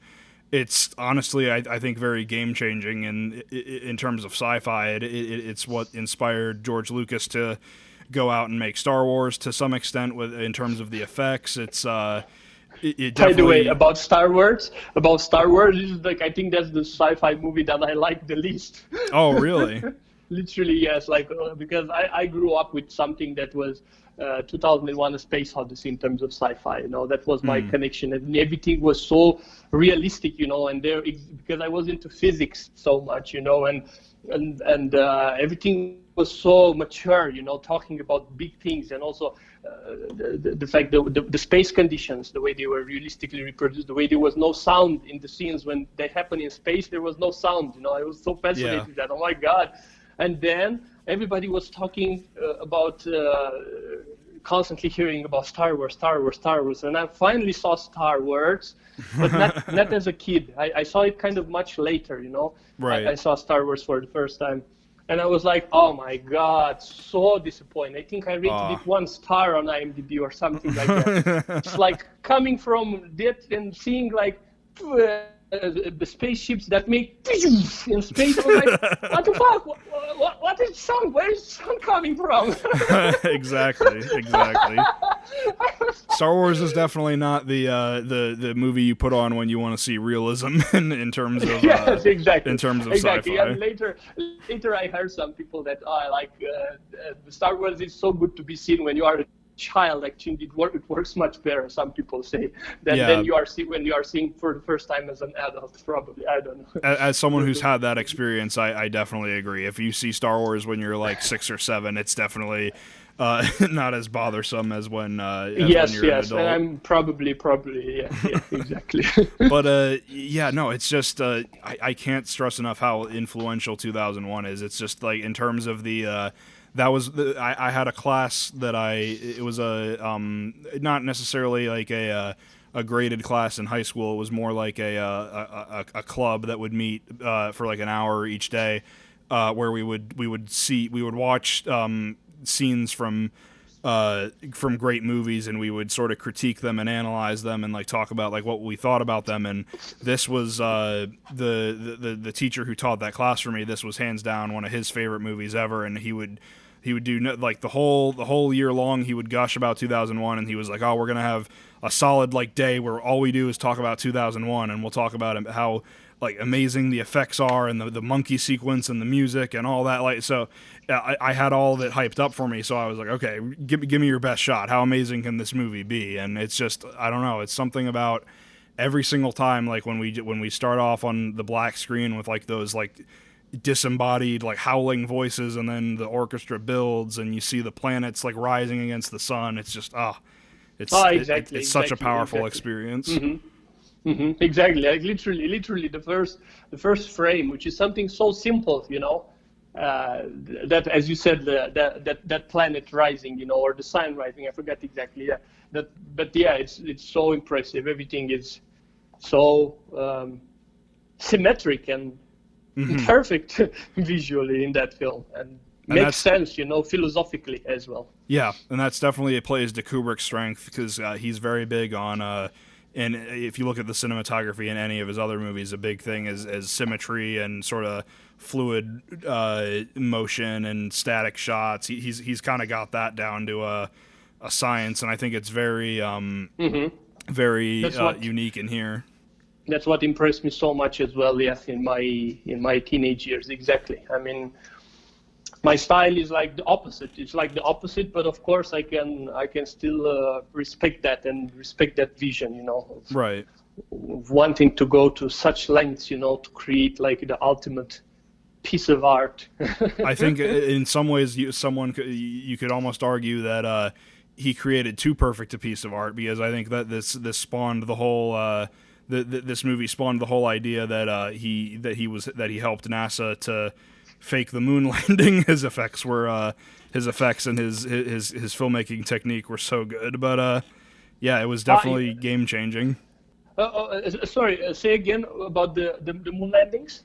Oh, I didn't get it. You haven't. It's the whole conspiracy theory where. Yeah, I know the conspiracy theories. Yeah. I was just saying that it makes sense that his effects and his the way he executed the movie were so well done. You can almost believe why people would think that he had something to do with it. exactly. Yeah.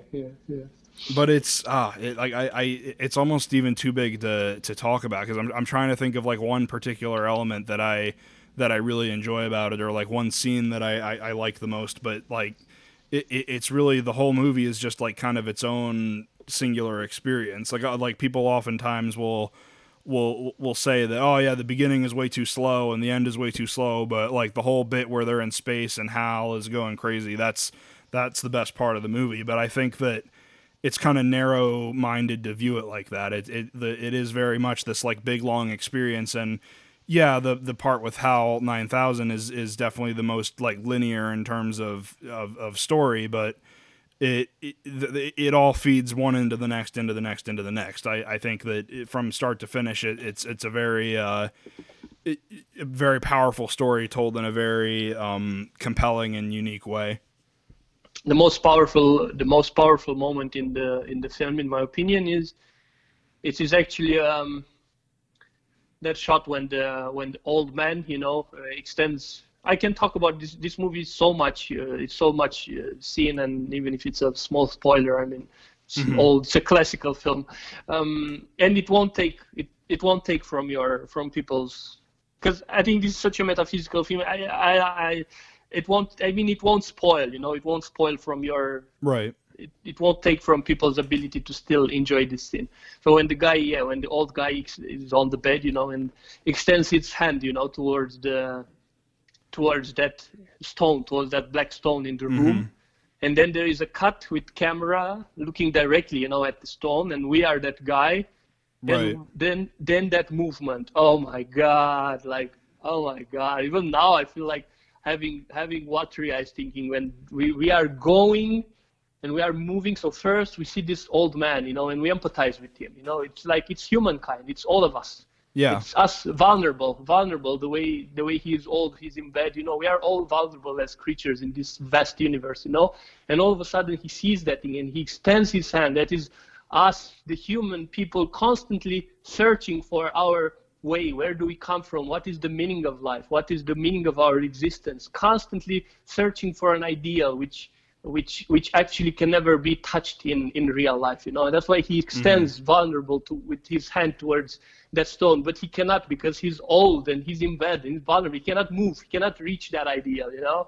Right. And just like us, the humans, for centuries, all the philosophers, everybody tried to find the meaning of life, constantly trying to reach something which is at an infinite distance from us and we will never be able to reach, you know, constantly finding, searching for the mystery of existence. And that's what the old guy, and then all of a sudden there is the cut. We become the old guy and this unthinkable happens. The camera moves towards that black thing. It's like we are actually becoming one with the big mysteries of life. And that's why religious people empathize so much with this movie, because when I was religious, oh my God, for me that was God, you know. Right. Now when I'm no longer religious, to me that is like, oh my God, this is the ultimate mystery of life. That is the essence of everything, you know. Like, and when the camera moves towards that thing, oh my God, you really feel like you become enlightened, you become Buddha or something. You literally touch God, you know. You touch the ultimate mysteries of life. I think it's an unbelievably powerful scene. And it's in many ways that's what that whole movie is kind of building up towards. I think the big message is that there's just things out there that, whether it be that we'll never understand them or it's just impossible for us to understand them as we are now. It is a very like it kind of, like you said, it's a religious experience, but it kind of tries to address a lot of the religious aspects through the lens of science and like how you could rationally explain concepts like God and the meaning of life and the kind of infinite sense of time in the universe. And it's there's so many amazing things to infer in every little like camera movement and every little strange thing that they show. It's just there's so many layers to that film. Exactly. I mean, if we have to go into details, yes, it would like, I feel like, I would feel afraid to go into some of the detail. Like you will never finish, you know, like be able to talk about everything that there is there to be talked about. So I guess then if people are interested, if our discussion on 2001 has intrigued you, then I mean, first of all, it's a classic movie. You should definitely have seen it by now if you're listening to a movie-based podcast. But if you somehow haven't seen 2001: A Space Odyssey, you can rent it on YouTube Movies, Google Play, iTunes, Vudu, and Amazon Prime, all for the low price of $4. Again, definitely see it. Try and see it on. You probably can't see it on an IMAX screen, but definitely see it on as big a screen as you possibly can. The bigger the screen, the more scope your brain will try and process, and it's definitely a movie that demands to be seen on a large scale. But I guess my last question for you, in the vein of 2001, similar to my last question I had for you in the Blair Witch discussion, was have you seen the 2001 sequel that came out a decade later, I believe? I've seen scenes of it, not the entire movie, and I've read reviews and stuff. And again, it's not something I'm even interested in watching, because it's obviously a Hollywood production that wanted to cash on the creativity and success of the first film. So I'm not interested in something like that. Yeah, that same teacher that I mentioned earlier, whose favorite movie was 2001. I forget if it was after I had graduated or if it was during that class, but at some point I asked him, I was like, if you love 2001 so much, what do you think about the sequel that came out? And we were having a nice conversation. He was laughing and smiling, but as soon as I said, what do you think about that sequel that came out, his demeanor completely, like, he went like straight faced and he said, I don't talk about that movie. And we moved on. So that should be a good indication of whether or not you should see the sequel.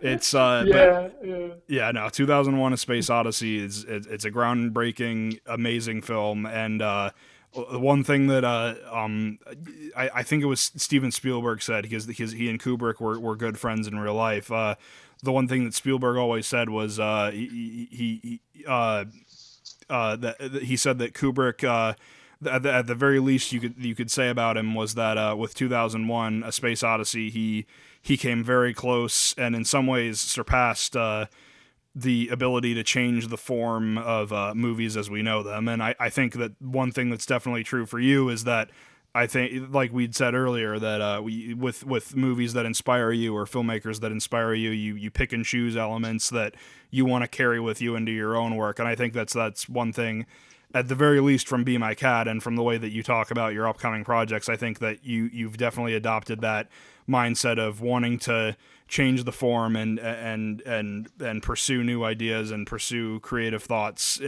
in your film. So I definitely commend you for that. You've definitely succeeded in that area.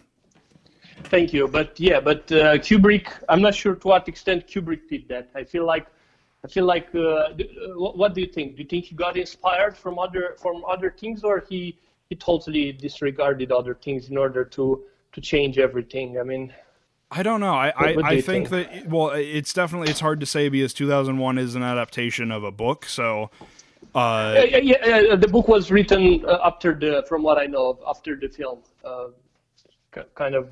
Huh. No. So the thing is this. From what I know of, I might be wrong, I'm not sure, but from what I know of, there was that Arthur C. Clarke who had a little book, a short story, something like that. I think it was just focused on the HAL section. He slightly got inspired from that one in order to write 2001 of Odyssey together with Kubrick. Okay.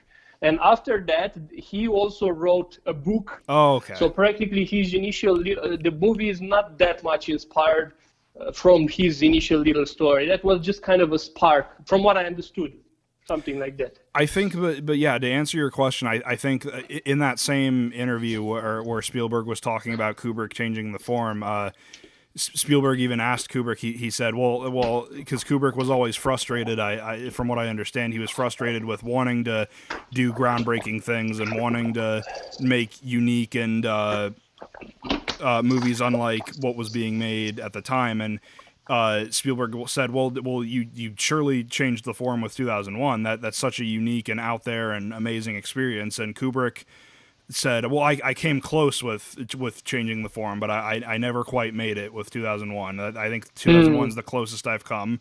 So, but I think that also comes down to the subjectivity of, like, we as filmmakers can never really truly appreciate our art as an audience member, because we understand all of the blood and the sweat and the tears that went into the making of it. So the meaning and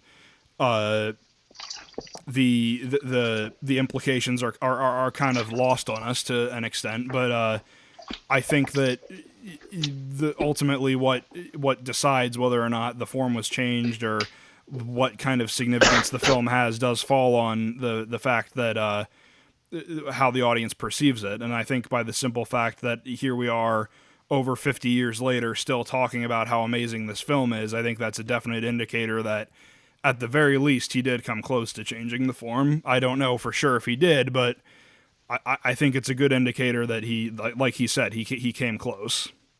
Yes. I don't know what to say about this. Yeah. Hopefully, I don't know. I don't know if it's actually. Yeah. It's hard for me to understand actually if it is valuable at the same time to change the form or. Actually, I think it's important to create. I think, yes, to create something new, something that hasn't been done before. Yeah, and when creation is involved, probably also creating. I have a problem with the word form. I think that's why I kind of went down right now thinking of the word form. Mm-hmm. Because to me, form is something static. It's not something.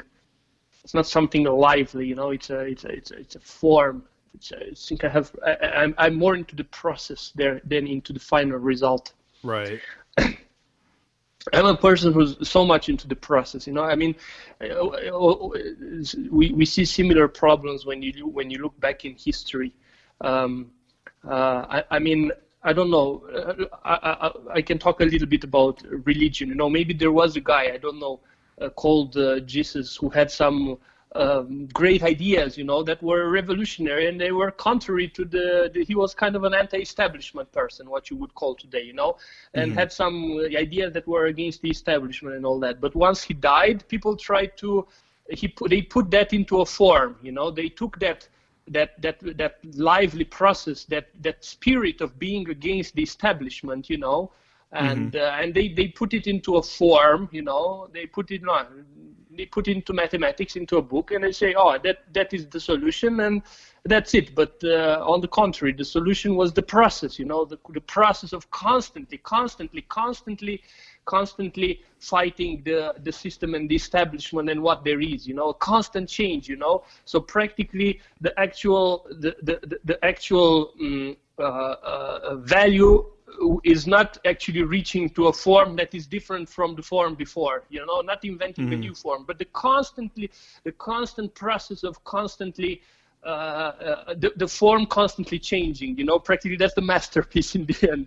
They understand it's like bit weird, like this, everything that is flowing for me, it's like more important than reaching a certain form. No, I think that makes complete sense. So then, if I can amend my statement, I think that no, but this is not a criticism. Sorry, this is not a criticism of your statement or anything. I was just trying to see, hey, like sometimes I have this psychological analysis of myself, and I think, why did I go down? Like all of a sudden, they would say you were your teacher when you mentioned about the sequel, he went down. Why? Right. What happened with me right now? Why didn't I feel good when I was thinking of the word form? And then I realized what. It's that's it is. It makes sense. It is. Yeah. But yeah, I definitely think that at the very least, then looking at it through that particular lens, I think that one thing that you've definitely adopted through 2001 especially, and to some extent in Blair Witch Project, is that idea of not necessarily going with the process that's most commonly accepted, but figuring out new processes and figuring out what works in your situation and creating some very unique art along the way. So I think that you've definitely succeeded in that regard. Well, the thing is with Kubrick, I mean, you said he was like hoping to change the form, but that's the thing. Like, it's good to want to change, to want to do something that nobody did before. But then immediately once you finish that, you still didn't accomplish anything, because then in order to still be a creator, you will have to change even your own form that you changed before. Do you understand? Yeah. So it's a never-ending struggle. Exactly, it's a never-ending thing. Like I wouldn't, because you feel creative only when you are in the process of creating something. Once that thing is creative, once that it's created already, once it's ended, you don't feel. You feel like you are static. You are not advancing anymore. It's boring. It's like you constantly try to remember it, to read what the. It's a type of comfort, that happens into your life once you finish making a film, you finish creating your work. You just try to become happy from the reviews that you are getting. You try to become happy from going to festivals, from just getting some little perks. It's like eating sweets. But actually you are not really happy till you again start challenging yourself and again creating and again doing something new which you haven't even done before, So I think that if Kubrick actually managed, if he was sad because he didn't manage to totally change the form, but even if he actually totally changed the form, I think he would have gotten immediately sad afterwards, unless he was on the process of again changing it. Exactly. Right. No, I don't think he would ever become happy. Like, oh, I changed it. Now I became happy. I'm enlightened. I'm Buddha now. Well, at the very least, you could say he made a very intriguing and endlessly discussable a movie that can be endlessly discussed. Of course, this is not a criticism of what Kubrick did or of the value. Of course, what I'm saying is a little bit trying to go into the trying to understand the psychology of creators, or the psychology of all of us when we are creating something, or this thing, like, yeah. Exactly. Yeah. So on that note, I promised you beforehand we wouldn't go much longer than an hour and a half, but here we are at almost 45 minutes past that limit. So I need to let you get back to editing, but again, thank you so much for taking your time out of your day to do this. This was a wonderful discussion. I'd love to have you on again in the future if when your next film comes out, and we can discuss all sorts of other different philosophies on filmmaking and the making of your movies. And I just can't tell you how much this has meant to me. Thank you so much for coming on the show. Well, thank you so much for this discussion as well. And even I discovered things that I wasn't aware before. For example, the thing that my analysis of that scene with the stone and the old guy on the bed, I never put it in words this way. And while talking to you right now, I managed to find an explanation of why the scene is genius. And I will actually put this review now on my Facebook and I'm on my website, on IMDb and stuff like that. Because wonderful. Yeah. Sometimes you discover things. A lot of the things impress you in life, but you don't make the effort, or you don't have the time, or you don't have the right person to discuss with in order to actually understand why it is valuable. And this discussion actually helped me discover why, actually, put it in words. And so it's so valuable. That's wonderful. I'm glad I could offer you that opportunity. But again, just thank you so much for coming on. I'm a huge fan of your work, and I'm very, very eager to see what happens with any project you have your name attached to. Thank you so much. Thank you so much. Hey guys, sorry to break the immersion again, but another change to the schedule. Next episode, we're going to have on YouTuber The Real Sully G, actually a friend of mine from back when I was in high school. He recommended me Weird Al's comedy movie from the 80s, UHF, and I recommended him the documentary American Movie. So check out both of those if you haven't seen them before. Now back to the end of the show. Adrian Țofei, thank you so much for taking the time out of your day to do this. I can't wait to see We Put the World to Sleep whenever that comes out. And again, any other project you have your name attached to, I'm going to be first in line to check it out. Thank you so much. And again, I want to remind to those listening to us that, if they want to support these projects and also to get all types of exclusive updates, behind the scenes, all types of info, they can support me on Patreon. I have a Patreon page exactly with my name, Adrian Țofei, Patreon / whatever. How is it? That thing. I'll put a link to it in the description of the video so they can click on it easy. Yeah, okay. So just if anybody can afford to give like at least $1 a month, that would be like wonderful, because we creators kind of like I don't see any chance of the big power structures in this world supporting creativity, and literally we rely on the people that really appreciate our work and understand our work. Yeah, exactly. Support artists creating art. That's what I always like to say. Yeah. So on that note, again, Adrian Țofei, thank you so much for doing this, and thank you guys for watching the Watchlist Podcast. We'll see you next time. Yeah, bye-bye.